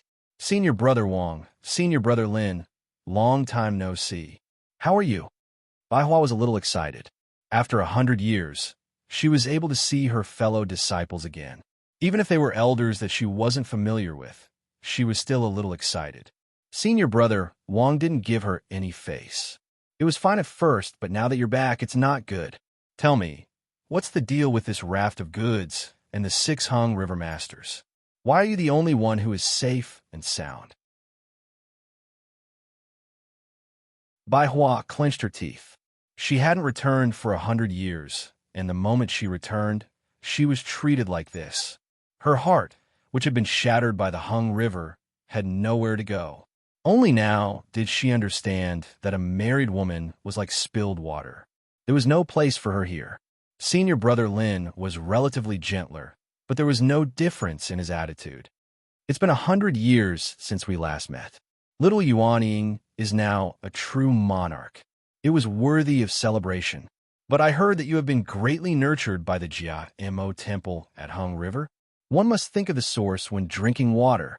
Since you have received benefits from others, you have to repay them. Secondly, this time the goods were stolen, and the 6 Hung River Masters were all slaughtered. If you can't explain clearly, I'm afraid you won't be able to get through this. In Thailand, we have received a lot of help from the Hung River realm to have our current status. This time, we have offended the upper realm. How do you want us to explain it to the high priests? If we don't have a satisfactory answer, where will the Thailand high priest go in the future? Is it because of you that the sect's efforts of nearly 1,000 years have been ruined? Bai Hua originally had a lot of things she wanted to say, but after meeting her own fellow disciple, she forcefully swallowed them back into her stomach. She suddenly realized that she had become an outsider here, just like in the Hung River realm. When did she reach such an awkward situation? No one treated her as one of their own. She became someone who didn't believe in anyone and didn't agree with anyone. What did she do wrong? She was too lazy to explain and returned to her previous cold and hard self. This time, no one could move her. I will explain the process to the guests at Hung River. I won't implicate the sect, and of course, I won't make things difficult for you too. Lead the way. Did the 2 Thailand high priests come here to bring her back, or were they afraid that she would escape and leave a mess behind? Just as the 2 of them were about to leave with Bai Hua, senior brother Lin, who had sharp senses, suddenly exclaimed, "Who's in the floating raft? Why are you acting so sneakily? Did you do something wrong and don't dare to show your face?" Bai Hua hurriedly stopped him. "Senior brothers, please listen to me. This is a traveler we met along the way. He was injured and we don't know where he went. I was soft-hearted and brought him on the raft. It has nothing to do with the stolen goods at Hung River. Please don't complicate things." Senior brother Wang snorted. "Whether it's complicating things or not, we need to judge. It's not up to you to make the decision. Let him come out on his own. Otherwise, don't blame us for being ruthless." Bai Hua wanted to stop him, but senior brother Lin had already moved her aside. "Junior sister. I can still call you junior sister now. But if you still can't differentiate between outsiders and outsiders, I'm afraid I won't be able to call you junior sister in the future. Since you don't want to make things difficult for him, then retreat to the side. Don't delay us from capturing him. Tell me honestly, this person has nothing to do with the goods at Hung River. I don't believe in this kind of nonsense." He then turned to the floating raft and shouted, "Show me your sex communication talisman. If you delay any longer, I'll tell you that you have ulterior motives and want to make an enemy out of Blue Tylon. Do you know the consequences of making an enemy out of Blue Tylon in the Chaos Weave?" A lazy voice came from the floating raft. "Look at my communication talisman. Fine. However, this talisman of mine isn't that good looking. Look carefully." An item slowly floated out of the raft. It didn't seem to be a threat at all. The 2 true monarchs glanced at it.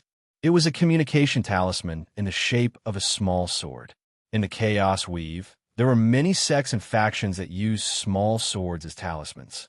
They all had their differences and needed to be carefully examined. While the 2 of them were still using their divine senses, Bai Hua, who was behind them, turned pale with fright and cried out, "Senior brothers, be careful." Her warning was too late. Just as she said the first word, the small sword had already turned into 100 swords. Like a magic trick, it suddenly shot forward, and 10,000 swords attacked. The 2 true monarchs were shocked, but fortunately, they were experienced and knew how to deal with the situation.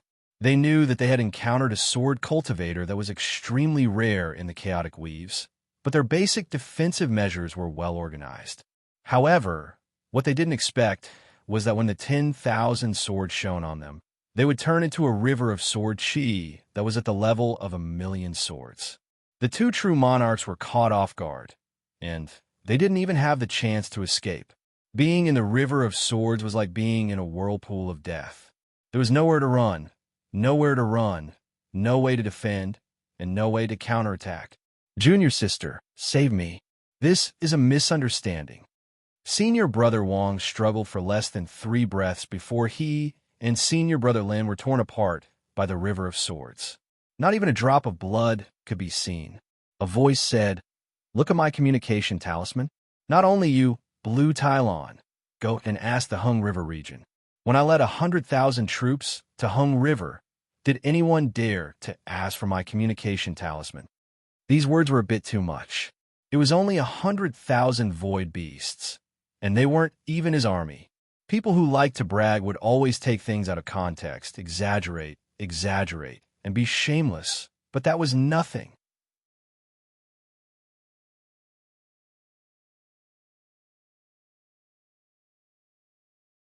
Chapter 1509.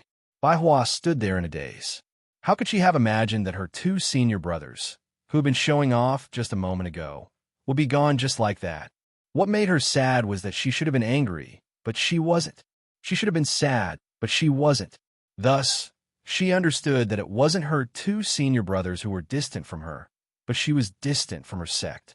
The current her was no longer the one who was incomparably attached to her sect.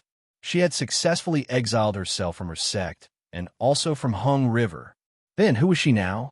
She suddenly realized that there was a huge problem in her mind. Where was her but sitting? If she didn't solve this problem, she would never be able to walk out of this strange circle of isolation. They didn't offend you. They also don't pose a threat to you. Their attitude was just a bit rough. In the chaos weave, this is the style of the Thailand people. The same lazy voice came from the floating raft. I don't need them to offend me when I kill people. Threat? I'm a coward, and I like to nip threats in the bud. I don't have the mood to wait for them to grow up or for them to move out of the family. Style? You only know the style of the Thailand people. Do you know my style? In this universe, only I can be rough with others, but others can't be rude to me. Of course, women are an exception. Yes, you can give them some privileges, but don't go too far. Bai Hua stood there, not knowing whether to leave or not. She realized that the trouble she was in was getting bigger and bigger, and it didn't seem like it could be solved by her own life. How did it become like this? It was as if, after this guy appeared, everything was sliding in an unpredictable direction, and there was no way to stop it. Lu Xiaoyi sighed in his heart. He had learned a lot about this woman from the two raft companions. She was alone in Hung River and didn't fit in. She admired herself and disdained other people's orthodoxies. She was already very lucky that she hadn't died in Hung River. If it wasn't for the great ritual of Gama wanting to kill her in front of everyone at an important ceremony, how could she have survived until now?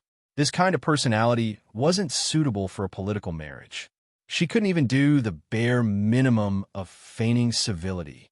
Of course, to a Taoist, this was a good woman, loyal to her own cultivation culture, morals, and etiquette. It was just that she was stubborn and brainless. Why aren't you leaving? Since you're not leaving, I'll say a few more words. A person must have something that he or she insists on the most. Then what is your insistence? Was it because the saintess of the Hengi realm would benefit everyone? Was he doing something against his will in the sect? Or would he rather bear the infamy for his hometown? Or should he focus on cultivation and go somewhere else? There had to be at least one, right? You want to take care of them all. Do you think you have the ability? Even the heavenly Tao could not take care of itself. The 36 children of the great Tao collapsed one by one, let alone a small cultivator in the mortal world like you. What are you worried about? Do you have the right to worry about other things? Don't think too highly of yourself. With or without you, whether this incident happened or not, Thailand would naturally be there. Even if she died, she wouldn't be able to escape. The stars continued to revolve, and humans continued to multiply. Those who needed to indulge would indulge. Those who needed to kill would kill. Those who needed to love would love. Those who needed to hate would hate. It was actually that simple. I think your problem is that you think of yourself as the deciding factor in the blue tea world. Beauty, you're thinking too much. In a place like the Hung River realm, they wouldn't make a big fuss over a woman. You're not the immortal cave. Can you go in once and be reborn? Bai Hua only felt a surge of anger. This person was really too vulgar. He didn't have the bearing of a Taoist true cultivator at all. But what he said seemed to make some sense. I just feel that everything is too messy. It's so messy that I don't know how to solve it. Lu Xiaoyi laughed. Why do you want to solve it? The universe is in chaos. It's the trend. Even the heavenly Tao can't solve it. You want to solve it? What are you thinking? Chaos is normal. It would be abnormal if it wasn't. Cultivators of our generation should be sensing the time of the heavens. Adding chaos to the countless chaos, stirring up a pile of shit, is what we should be doing. Why are you so anxious? There are people who are more anxious than you. You only need to stir up as much as you can. Naturally, there will be people who will stand up and wipe your ass. You can't stop them from wiping it. They chase after you, cry and shout. Do you understand what I'm saying? Bai Hua's eyes widened. She didn't know where this twisted logic came from. The changes in the universe were not something that every cultivator in every realm could understand. Many small realms didn't participate in the struggle for power, so they didn't know the full picture. This affected their judgment of the direction of cultivation. The influence came from all sides. Bai Hua's situation might be different for others, but the only result was that it would cause a deviation in their perception and affect their behavior. This was why those large factions who thought they had some strength were unwilling to stay out of the picture. They had to play a role in this drama. If you didn't participate, how could you clearly determine the direction of the changes? In the chaotic frontier boundary, they were immersed in their own small world and small disputes. But in the Hung River boundary, they couldn't gain anything. I don't really understand. Lu Xiaoyi felt that he was worrying too much. Let's put it this way. In the list of opponents in the Hung River boundary, your chaotic frontier boundary can't even be ranked. In the struggle for power in the universe, it's insignificant. I'm not looking down on you, but it's the truth. The universe was chaotic, and there were countless variables. Every orthodoxy with great ambitions would look to the future and have lofty ambitions. He wouldn't go to war just for the sake of small profit in front of him, a small matter as insignificant as a green bean. Do you think it's possible to change their plans just because of a woman's betrayal and a raft of goods? Bai Hua finally understood a little, but the more she understood, the more she didn't know what she should do now. Originally, she wanted to come back and take one last look at her hometown. Then, she would go to the distant Hung River boundary and endure the humiliation for her hometown and sect. But now, it seemed that all of this wasn't so important. In this life, she had lived a somewhat ignorant life. She had focused on cultivation and lacked understanding of the outside world. But this didn't mean that she was stupid. She could vaguely sense something from this blabbermouth swordsman. You mean to say that because of the chaos before the end of the era, the Hung River boundary won't be too serious about the minor details in order to deal with the great changes? In other words, if the chaotic frontier wants to break free from the Hung River boundary's control, now is the best time to do so? Lu Xiaoyi sighed. He finally understood. Encouraging people to rebel was really a technical job. If he explained it simply, she wouldn't understand, but if he explained it too deeply, she would think that he was leading her into a trap. Was he encouraging people to jump into a trap? Maybe he was. But there were always traps in life that had to be jumped into. Even if you knew it was a trap, you had to jump into it. It wasn't up to you. The independence of the chaotic frontier depended on the people of the chaotic frontier. No one else could help.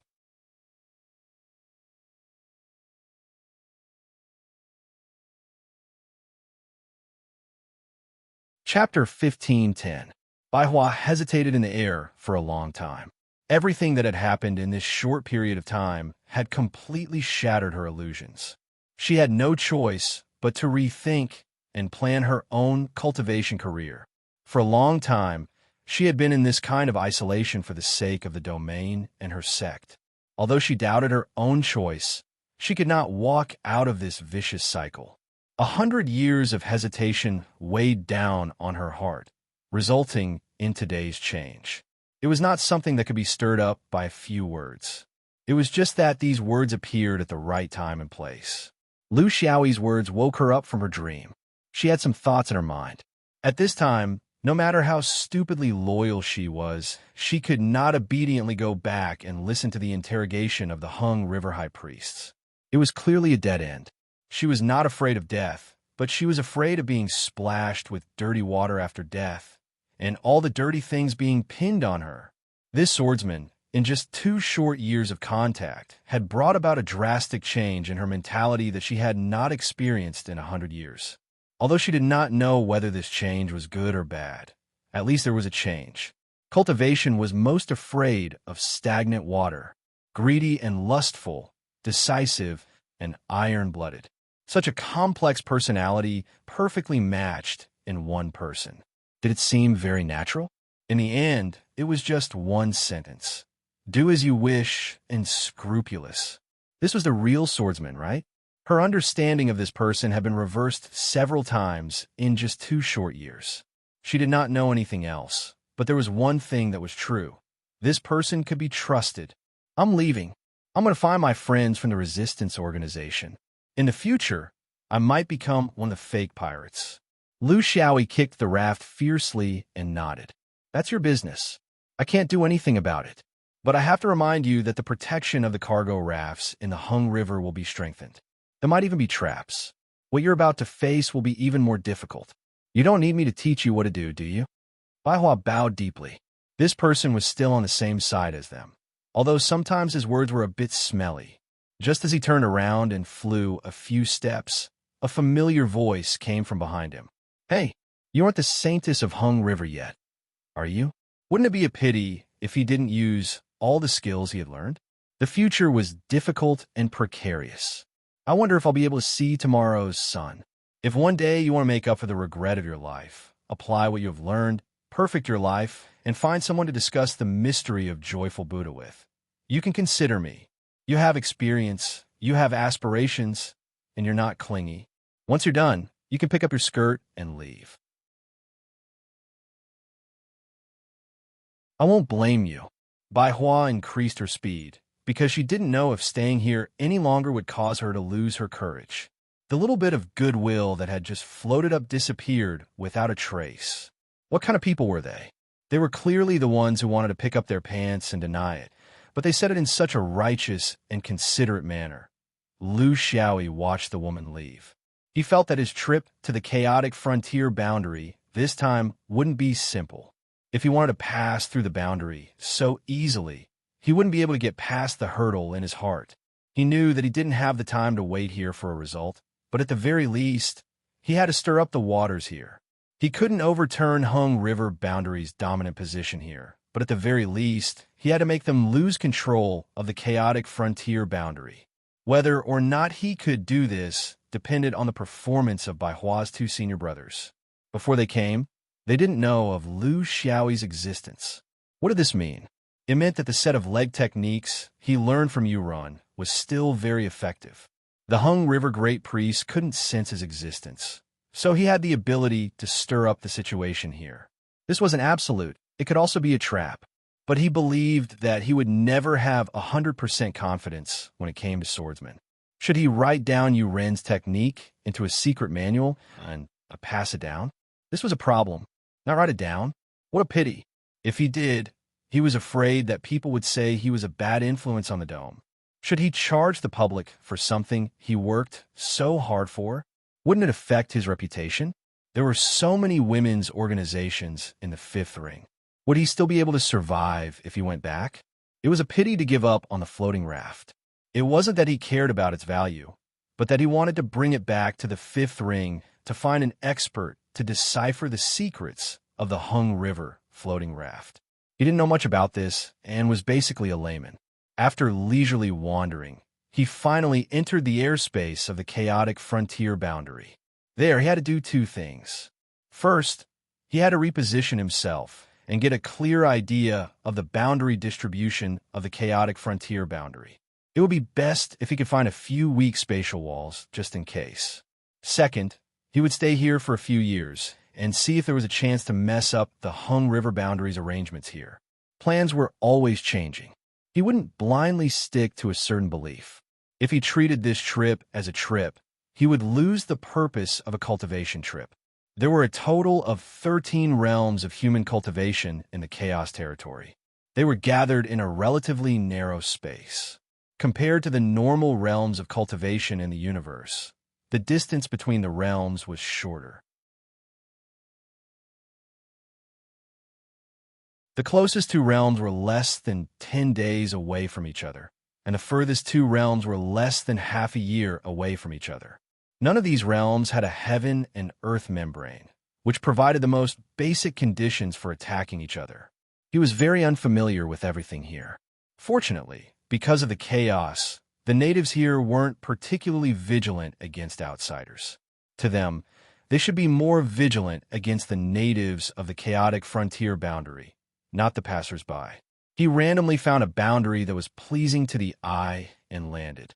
The reason it was pleasing to the eye was because it was overflowing with greenery. Green represented vitality and the amount of vegetation. However, he didn't want to go down and make a cuckold out of someone. Over the years, he had made a lot of people cuckolds. Going too far was as bad as falling short. He still had to be a little more careful. His journey, or rather cultivation, was filled with aimless stops and walks. It was like a person's life without a main plot. Should there be a main plot? Everyone had their own opinions.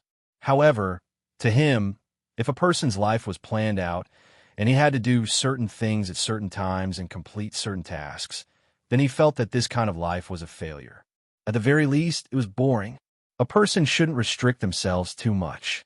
Using grudges, family, responsibilities, and obligations to form a tight cover, then live in this cover for the rest of one's life. He liked it when there was no main plot. He could indulge himself without thinking. In his previous life, he had lived under great pressure.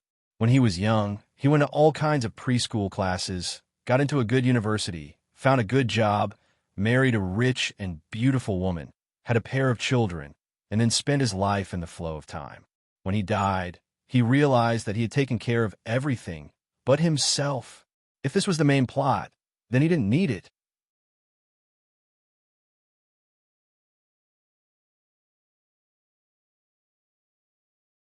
Chapter 15:11. But, to be honest, he had a main line. Was cultivation the main line? Immortality was an eternal pursuit. Was the safety of the Wuhuan and Xinyuan the main line? Even if he had completely let go of his emotions, he could not avoid coming into contact with people and matters related to this during his travels. And he really could not ignore this. Was the change of eras counted as the main line? Of course it was, because the changes of the universe would determine the changes of his small universe. His individual achievements would also be built on the foundation of a larger structure, including Xinyuan, the Wuhuanzhou Xian, and the main world. Being in the situation, everyone had a main line, but the key was how you treated it. Keep it on your lips all day long. Keep it in your heart. Worry in your mind. In the end, you would worry until your youth turned white, and the result would only be empty sorrow. Putting the main line far away, putting it lightly, and cherishing the present was what a good cultivator should do. It would make you less tired, less impatient. You would not fall into the trap of others just because you had to do something. When you could do it or not, when you wanted to do it or not, when you could do it or not, when you could do it or not, when you were in a state where you could advance or retreat, your tactical choices would be much more vivid. In other words, you would be standing on the side of initiative. This was the best way to participate. Lu Xiaoyi stopped in this small world called Green Wave, not to follow the footsteps of cultivation, but to enjoy the life of a mortal filled with exotic customs. After wandering in the void of the universe for dozens of years, he had also slightly calmed down his cold and hard heart that had been soaked by the cold universe. Taoism emphasized on one's actions and one's actions. There was a very deep logic in this. Empty actions would hurt oneself, and going too far was as bad as not going far enough. This was a concept of balance everywhere. He did not know how to live as a guest, but as he walked and looked, he did not look at the mountains and rivers, but the people moving in the mountains and rivers. After a few months, he had already traveled through the small world and then left Green Wave, heading to the next world. He hoped that in this process, he could calm his heart that was gradually becoming the same as the universe and prepare his mind for the next long journey. At the same time, he could also wait for news from Bai Hua or the cultivators of Hung River. Before Bai Hua left, he gave her a small sword. Once it was released, she would be able to find him. He also warned her that there was a time limit. After 10 years, the flying sword would not self-destruct, but would not be able to find its master. It would take about 10 years to travel through the 13 worlds. He had been living in a mortal world for a very long time, so he didn't know much about the world of cultivation. He also didn't have any way to learn about the changes in the cultivation world in the chaotic weave. He could only vaguely guess that the impact of the two true monarchs' Tylen's death would be significant. This was because in the few realms he had entered, the cultivation forces were relatively weak. Based on his perception, there were around 10 true monarchs. Tylen was able to dominate the chaos weave in such an environment and still needed the help of the Hengi realm. His strength could be imagined. He was just a general chosen from a group of dwarves. His true strength was not that strong. For such a force, losing two perfected lords at once was a huge blow to their foundation. Lu Xiaoyi's ruthlessness had become a habit, but he did not know that his reckless actions often meant a lot to a small world. He wasn't sure about the situation outside the universe, but the few realms he had traveled through were very peaceful. Cultivation wars were very frequent in the chaotic weave, but this frequency was at least in the hundreds of years. It was normal for mortals to not encounter such a big change in their lives. Baihua did not contact him, and the cultivators of Hung River could not sense him. This kind of travel was very comfortable. In this comfort, he gained inspiration. It was a gift from relaxation. It also made him understand that one should look at the universe from different angles. Being in the void was one kind of angle. Being in a natural world was another kind of angle. Looking up at the starry sky was another kind of angle. In fact, there was no question of who was better. There was a misunderstanding here. When cultivators talked about how to understand the world and the universe, they often consciously or unconsciously thought that it was better for them to be in the universe. They did not know that the world was actually a part of the universe, and a very important part at that. This was because only here could the cultivation civilization be born. Could you say that the origin of the cultivation civilization was not important? As he traveled through different worlds, he suddenly became interested in the small acts of kindness that he once disdained. He no longer thought that he was a person who could do big things and gallop through the universe. He suddenly understood that when you walk in the mortal world, you should have a mortal heart. Do not do good because it is small. Now, he was starting to understand the meaning of this sentence. Even if there were obvious traces of his actions, so what? If he was deliberate now, it might become a habit in the future. When a habit is formed, it will become an instinct. This is doing good. Deliberate kindness is also kindness. Even if it was helping an elderly cross the road, even if it was helping a child find a lost toy, these were the simplest things. When you saw the wrinkled smile on the elderly's face, or the joyous laughter of the child through tears, all of it actually paid off, because there was something that truly nourished your heart. This was something that cultivators lacked the most, but it was so ordinary to mortals. It was also a kind of cultivation. He liked to drift in the universe. Now, he gradually understood that no matter where he was, he could experience the changes of the universe. The celestial phenomenon had its majesty, and the world had its mysteries. As a human cultivator, he did not really understand a land that gave birth to humans. The meaning of cultivation travel was to correct the deviation. Through experiencing many different things, he could make up for what he lacked. If he wanted to go higher, he needed to strengthen himself in different fields. Only when he reached the level of a supreme and slowly widened his vision, did he realize that the meaning of cultivation was not all about the sword. In other words, the way of the sword also included many aspects. It was not only about the Tao realm, but also about life. It was not only about the boring and cold data that could be divided by the sword light, but also the feeling of seeing a wildflower blooming by the roadside. Should swordsmanship be cold and hard forever? A sword that was infused with emotions would also have power, and it would be an unfathomable power. In this regard, he still needed to feel more, not just these few short years. Perhaps he would need to use his whole life to infuse his emotions into his sword. As long as he started, it would not be too late. This was the inspiration that relaxing gave him. Therefore, he walked slower and slower, leaving the promise of 10 years behind. Every little effort he put in, every sincere smile he received, from the beginning, had to be deliberate to know what he could do. Now, it gradually became a habit. Simply speaking, he began to have good eyesight. Unconsciously, he was infusing his emotions into his flying sword. The indirect result was that the flying sword became faster and had more of its own conviction. Who said that emotions would affect the speed of a swordsman's sword?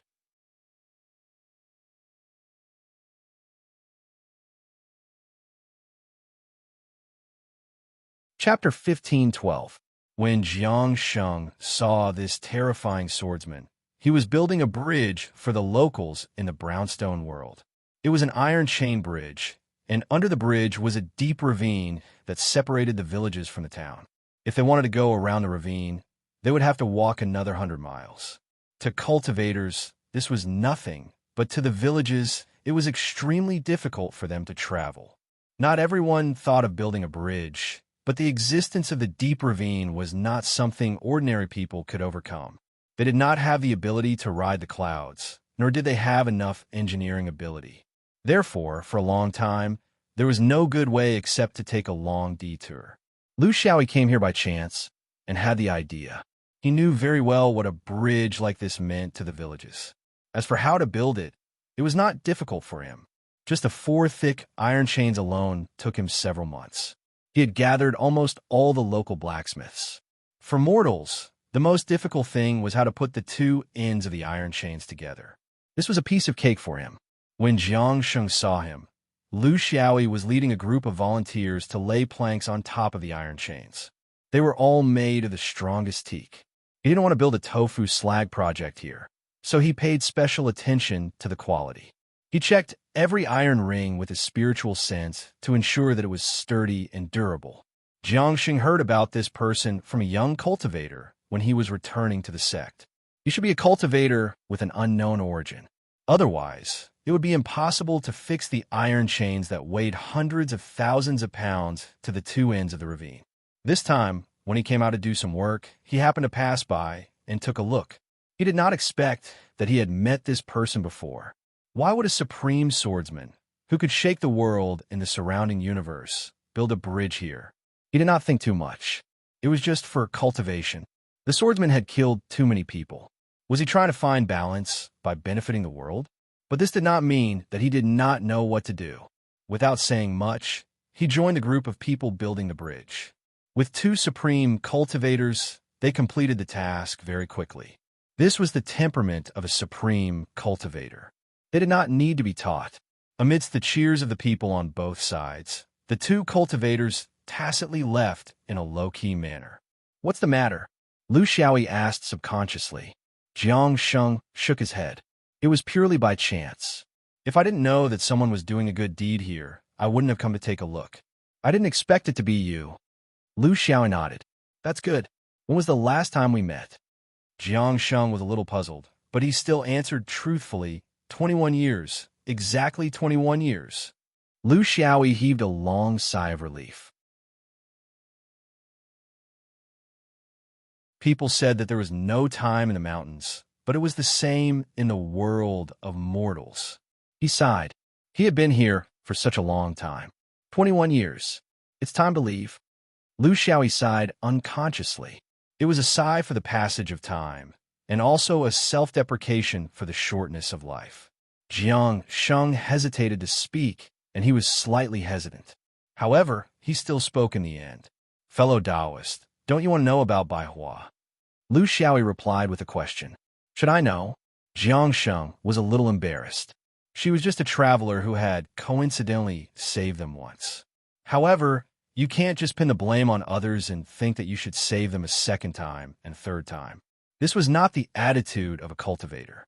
However, there were some things that he had to say because it involved lives. In the past 20 years, after Baihua joined us to protect the wings of cloud, she relied on her familiarity with the Hung River system to intercept a few spice boats from the Hung River. Gradually, she became one of the leading figures of the protectors. Gradually, she gathered a group of like-minded people around her. However, The people of the Hung River reacted quickly and strengthened the protection of the floating rafts. Moreover, a few Hung River Grand Priests in Thailand also began to encircle us. The situation became very bad. In the past few years, many of our brothers have died.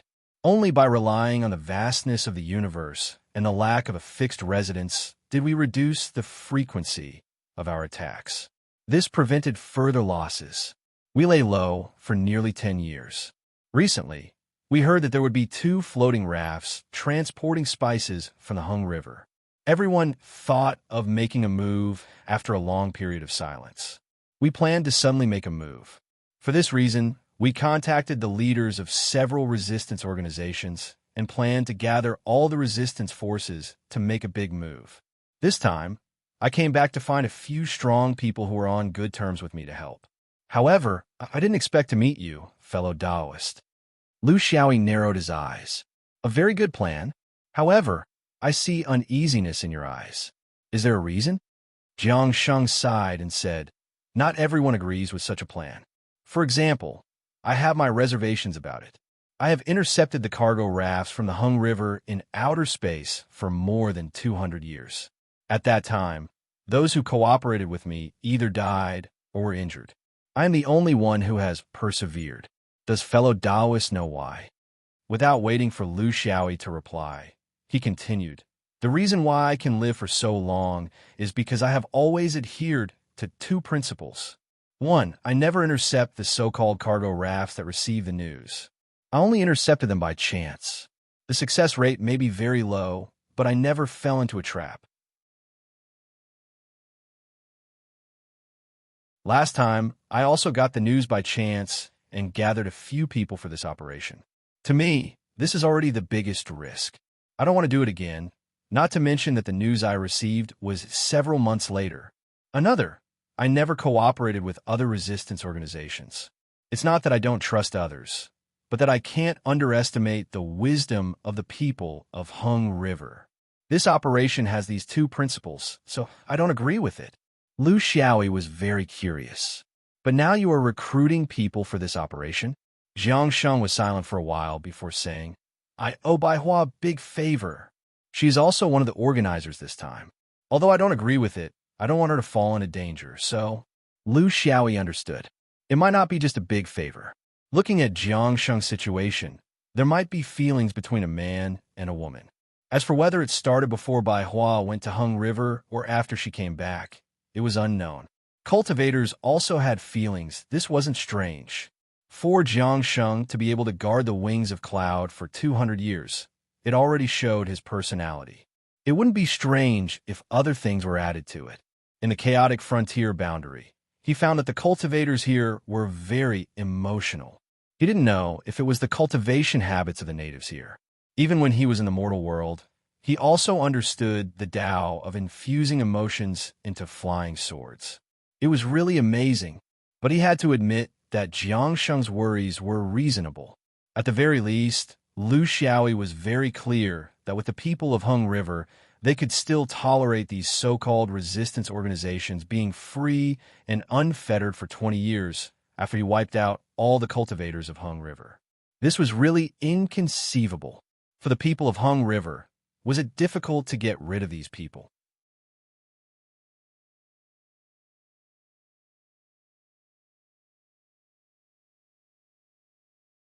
Chapter 15:13. Then where do you think the danger would come from? Lu Xiaoyi asked. Jiang Sheng replied cautiously. If I were a person from Hengi, I would definitely find a chance to catch all of them in one fell swoop. The key is to set up a bait. Spread the news. It's best if there's a spy in one of the resistance groups. We'll kill them all once and for all. This person's mind was very clear, as expected of an old fox that could intercept 200-year-old cargo. Lu Xiaoyi asked with great interest, "What do you think the spy would come from?" Jiang Sheng smiled bitterly. "That's right, we'll never know. The source of the information would come from a cultivator in the upper echelons of Thailand's sect. How many could there be? The information that he provided before was very accurate, so we can't be sure if he's sincere in helping us, or if he's just setting a trap for us. As for our inner circle, it's even harder to determine. Our resistance groups usually don't interact with each other. Even the members of each group are secretive. For example, in the brownstone world, no one knows who my group is. This is also for safety reasons. Therefore, I can't and have no right to investigate other people. In principle, the person who made this suggestion is the most suspicious. However, this suggestion was made by many people, including by Hua. I really have no other choice. I don't really want to stand by and do nothing, but I'm also worried that there's a trap. Lu Xiaoyi sighed. So you're kicking the ball into my court so that I can provide you with a layer of protection? Jiang Sheng was speechless. That's exactly what he was thinking, because this unknown swordsman's powerful fighting ability stunned him. Originally, he thought that he would have to face the most unpredictable operation in his life. However, if he had this swordsman, his chances of success would undoubtedly increase. In the worst-case scenario, he might even have a chance to escape. Now, it seems that this swordsman might not be willing to get involved in this matter. This wasn't strange. If it was him, he wouldn't be willing either. Lu Xiaoyi sighed his heart. He still didn't want to let him leave quietly. He was thinking further ahead. As far as he was concerned, it wouldn't be difficult to put an end to the farce of these people.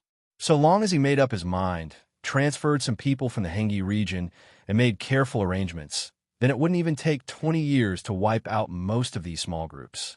For a realm like the Hengyi realm that had positioned itself as the hegemon of the universe, if they couldn't even deal with a small problem like the Chaos Weave, then what right did they have to set their sights on the universe?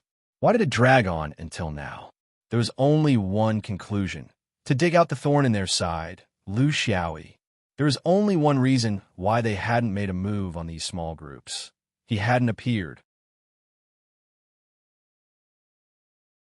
This also proved that at the very least, Jiang Sheng and Bai Hua were trustworthy. Otherwise, Bai Hua would have used the sword talisman to summon them, or Jiang Sheng would have released the news to lure people to surround and kill them. Should he accept this challenge? He didn't hesitate. If he was in the Hengyi realm, he definitely wouldn't respond. But here, he definitely wouldn't run away. To a swordsman, recklessness was a taboo, but retreating in the face of danger was also not something to be encouraged. He really wanted to know who had set this trap for him. As time passed, the enmity between the two sides deepened, and a large part of it was because of him. Regardless of whether it was a male or a female, it seemed like he couldn't leave. It was clear that the opponent understood the swordsman's personality very well. It had already been 20 years, but they were still waiting for him. There are a few things I want to know the truth about. You need to answer truthfully. Lu Xiaoyi trusted Jiang Sheng.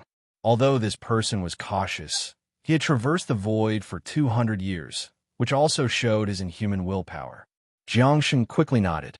If he was willing to ask questions, then there was hope. If you know anything, I'll tell you everything. Lu Xiaoyi muttered. Can you get help from the space pirates? You have to know that traps lose their meaning in the face of numbers. The law can't punish the masses, and the Hengyi realm's punishment of the chaotic territories is limited. They can't send an army to invade. Jiang Sheng explained, I've also considered this problem before, but it's a bit difficult. Fellow Taoist, you don't know this, but the chaotic territory space pirates have a complicated composition. They do things unrestrainedly, and most of them are small teams. Although they are ruthless, they don't have much conviction.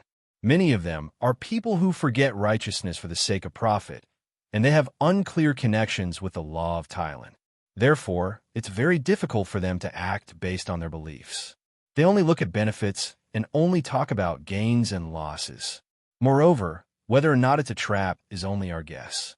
If it's not a trap, then we might expose our plan by revealing the information to the space pirates. Among the space pirates I know, there aren't many that I can trust, and the number of helpers I can get is limited. If they don't have enough will to fight, I'm afraid that they won't have the will to fight, and instead cause the entire group to collapse. Lu Xiaoyi didn't comment. Is it possible that the sects of each realm will unite and work together? Jiang Sheng shook his head firmly. Impossible. The sects of each realm will never set up their own banner. In the recent history of the chaotic land, there had been such a feat once and twice. It was to get rid of the influence of the Hung River boundary in the chaotic land. Without exception, they had failed. After that, they had to face the endless revenge of the Hung River boundary. They also didn't attack with a large army, for fear of provoking public anger. But as long as one or two outstanding people target a sect and eliminate it, none of the 13 realms of the chaotic territories can withstand it. In the end, we're still too weak. Lu Xiaoyi shook his head. The difference in strength was huge, and this was the fundamental difference, which also determined the way they acted. In the end, they couldn't be as fearless as the swordsmen. In fact, even if there was the sword vein here, if there were only 3 or 2 big cats and their foundations were exposed, they might not be able to step forward bravely. This was the result, and not something that could be decided in a moment of hot-headedness. Having made his decision, he looked straight at Jiang Sheng. I can help. This is not for justice, but for my likes and dislikes. But there's one thing, I don't care what you do, but don't tell anyone about me. Anyone, understand? Jiang Sheng solemnly said, Understood. Anyone, including Bai Hua. Fellow Taoist, do you think that Bai Hua also? I've known her for a long time. With her character, she definitely wouldn't. Lu Xiaoyi interrupted him. This has nothing to do with suspicions. There are too many coincidences in the world.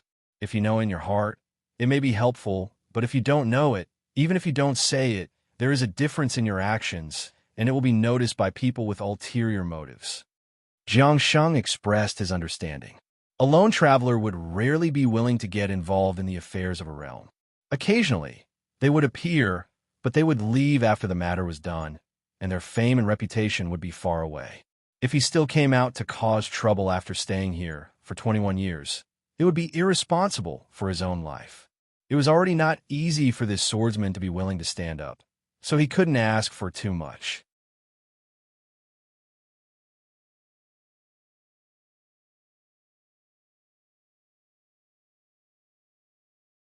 Chapter 15:14. In the Blue Thailand boundary, the largest cultivation sect was the Blue Thailand Upper Dharma. Due to the small size of the 13 boundaries in the chaotic land, it was difficult for 2 factions to compete for hegemony. In the end, it became a situation where one sect dominated the entire boundary. Only such a situation was the best way to deal with the continuous cultivation wars between the boundaries. Because it was united enough, it could summon 100 people at a time. The Blue Jade world was one of the bigger worlds among the 13 chaotic regions. It had a good cultivation environment and could barely be considered a superior cultivation planet. Therefore, it was not a dream for the cultivators here to cultivate to the level of supreme. The only thing they had to do was to become a sun spirit. This required more factors to support it, such as vision, orthodoxy, cultivation methods, and inheritance. If they did not really go out in the cultivation world of the universe, it would not be possible to just build a car behind closed doors. This situation also occurred in the other 12 realms. Therefore, there were many Ein Soul supremacies and Essence Soul supremacies. However, there were no Yang gods. This was the limit of Tao. You couldn't just cultivate behind closed doors and wander outside the mainstream of the universe. Then, one after another, top cultivators like Yang gods would appear. Heaven's Choice was an exception. Although they were also isolated from the mainstream of the main world, they formed their own system and had the support of Hong Mao. This was a different matter. The Blue Thailand realm had gradually been controlled by the Hengi realm since hundreds of years ago. This was an unavoidable fate. If it wasn't the Blue Thailand realm, it could have been any of the 13 realms.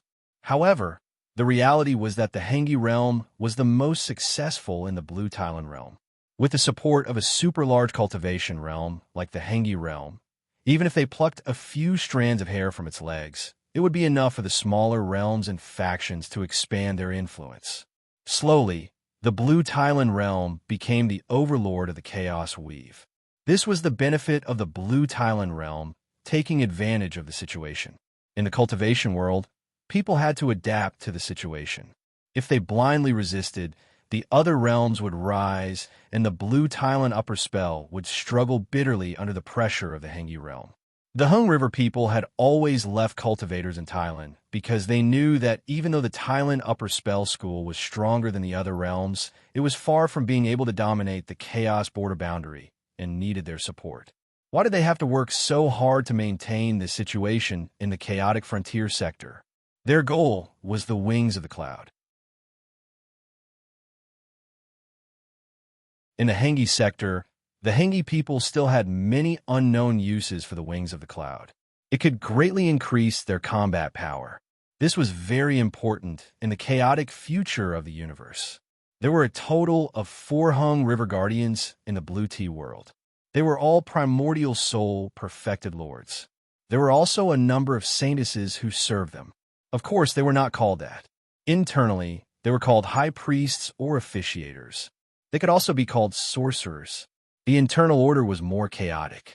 It was especially difficult for outsiders who did not know the ins and outs of the Hung River Guardians to determine their realms from their titles and positions. The reason was simple.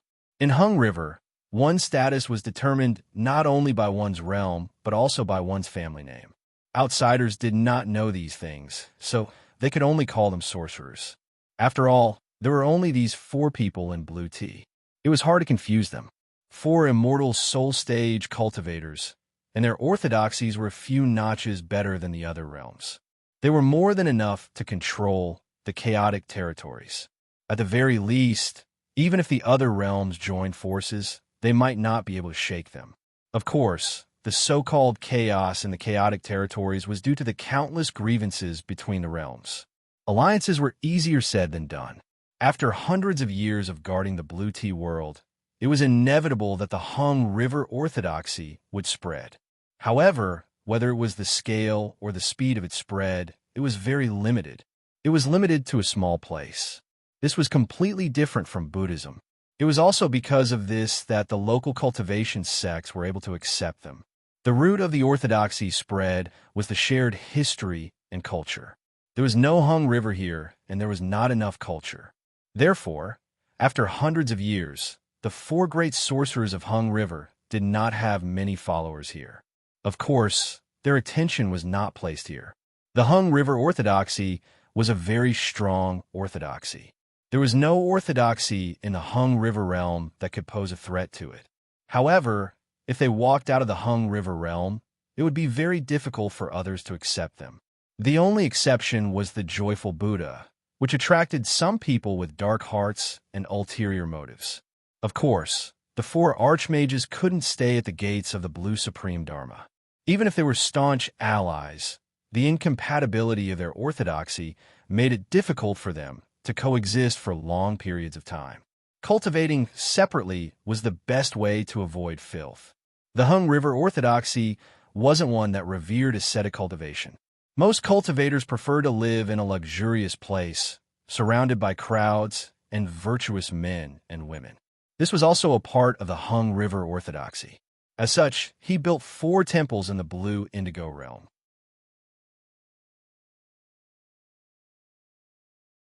The temples were filled with exotic customs, and they attracted some believers. Towards unfamiliar things, there would always be people who would blindly follow. It was normal for people to think that they were better than others.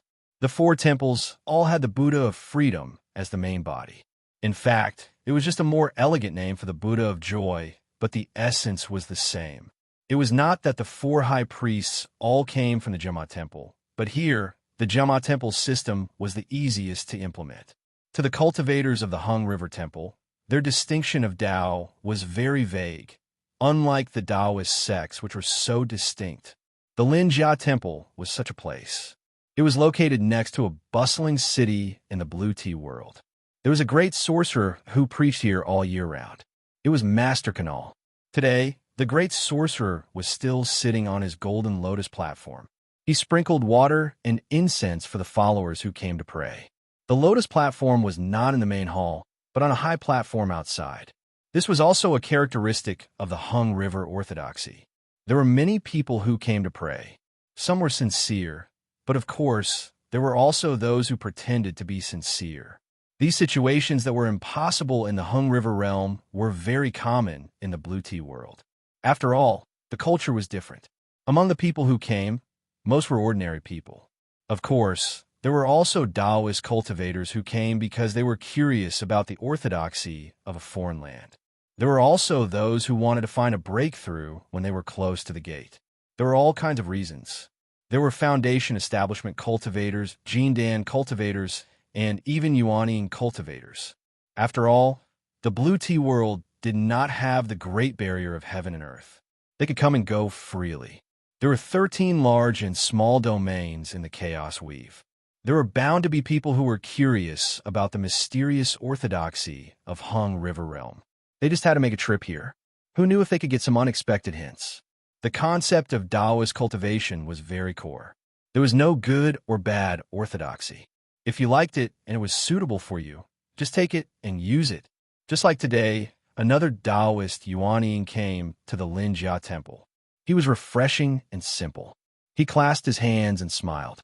I have something that I would like to invite the great sorcerer to appraise. You're tuning in to the Warrior Lore YouTube channel.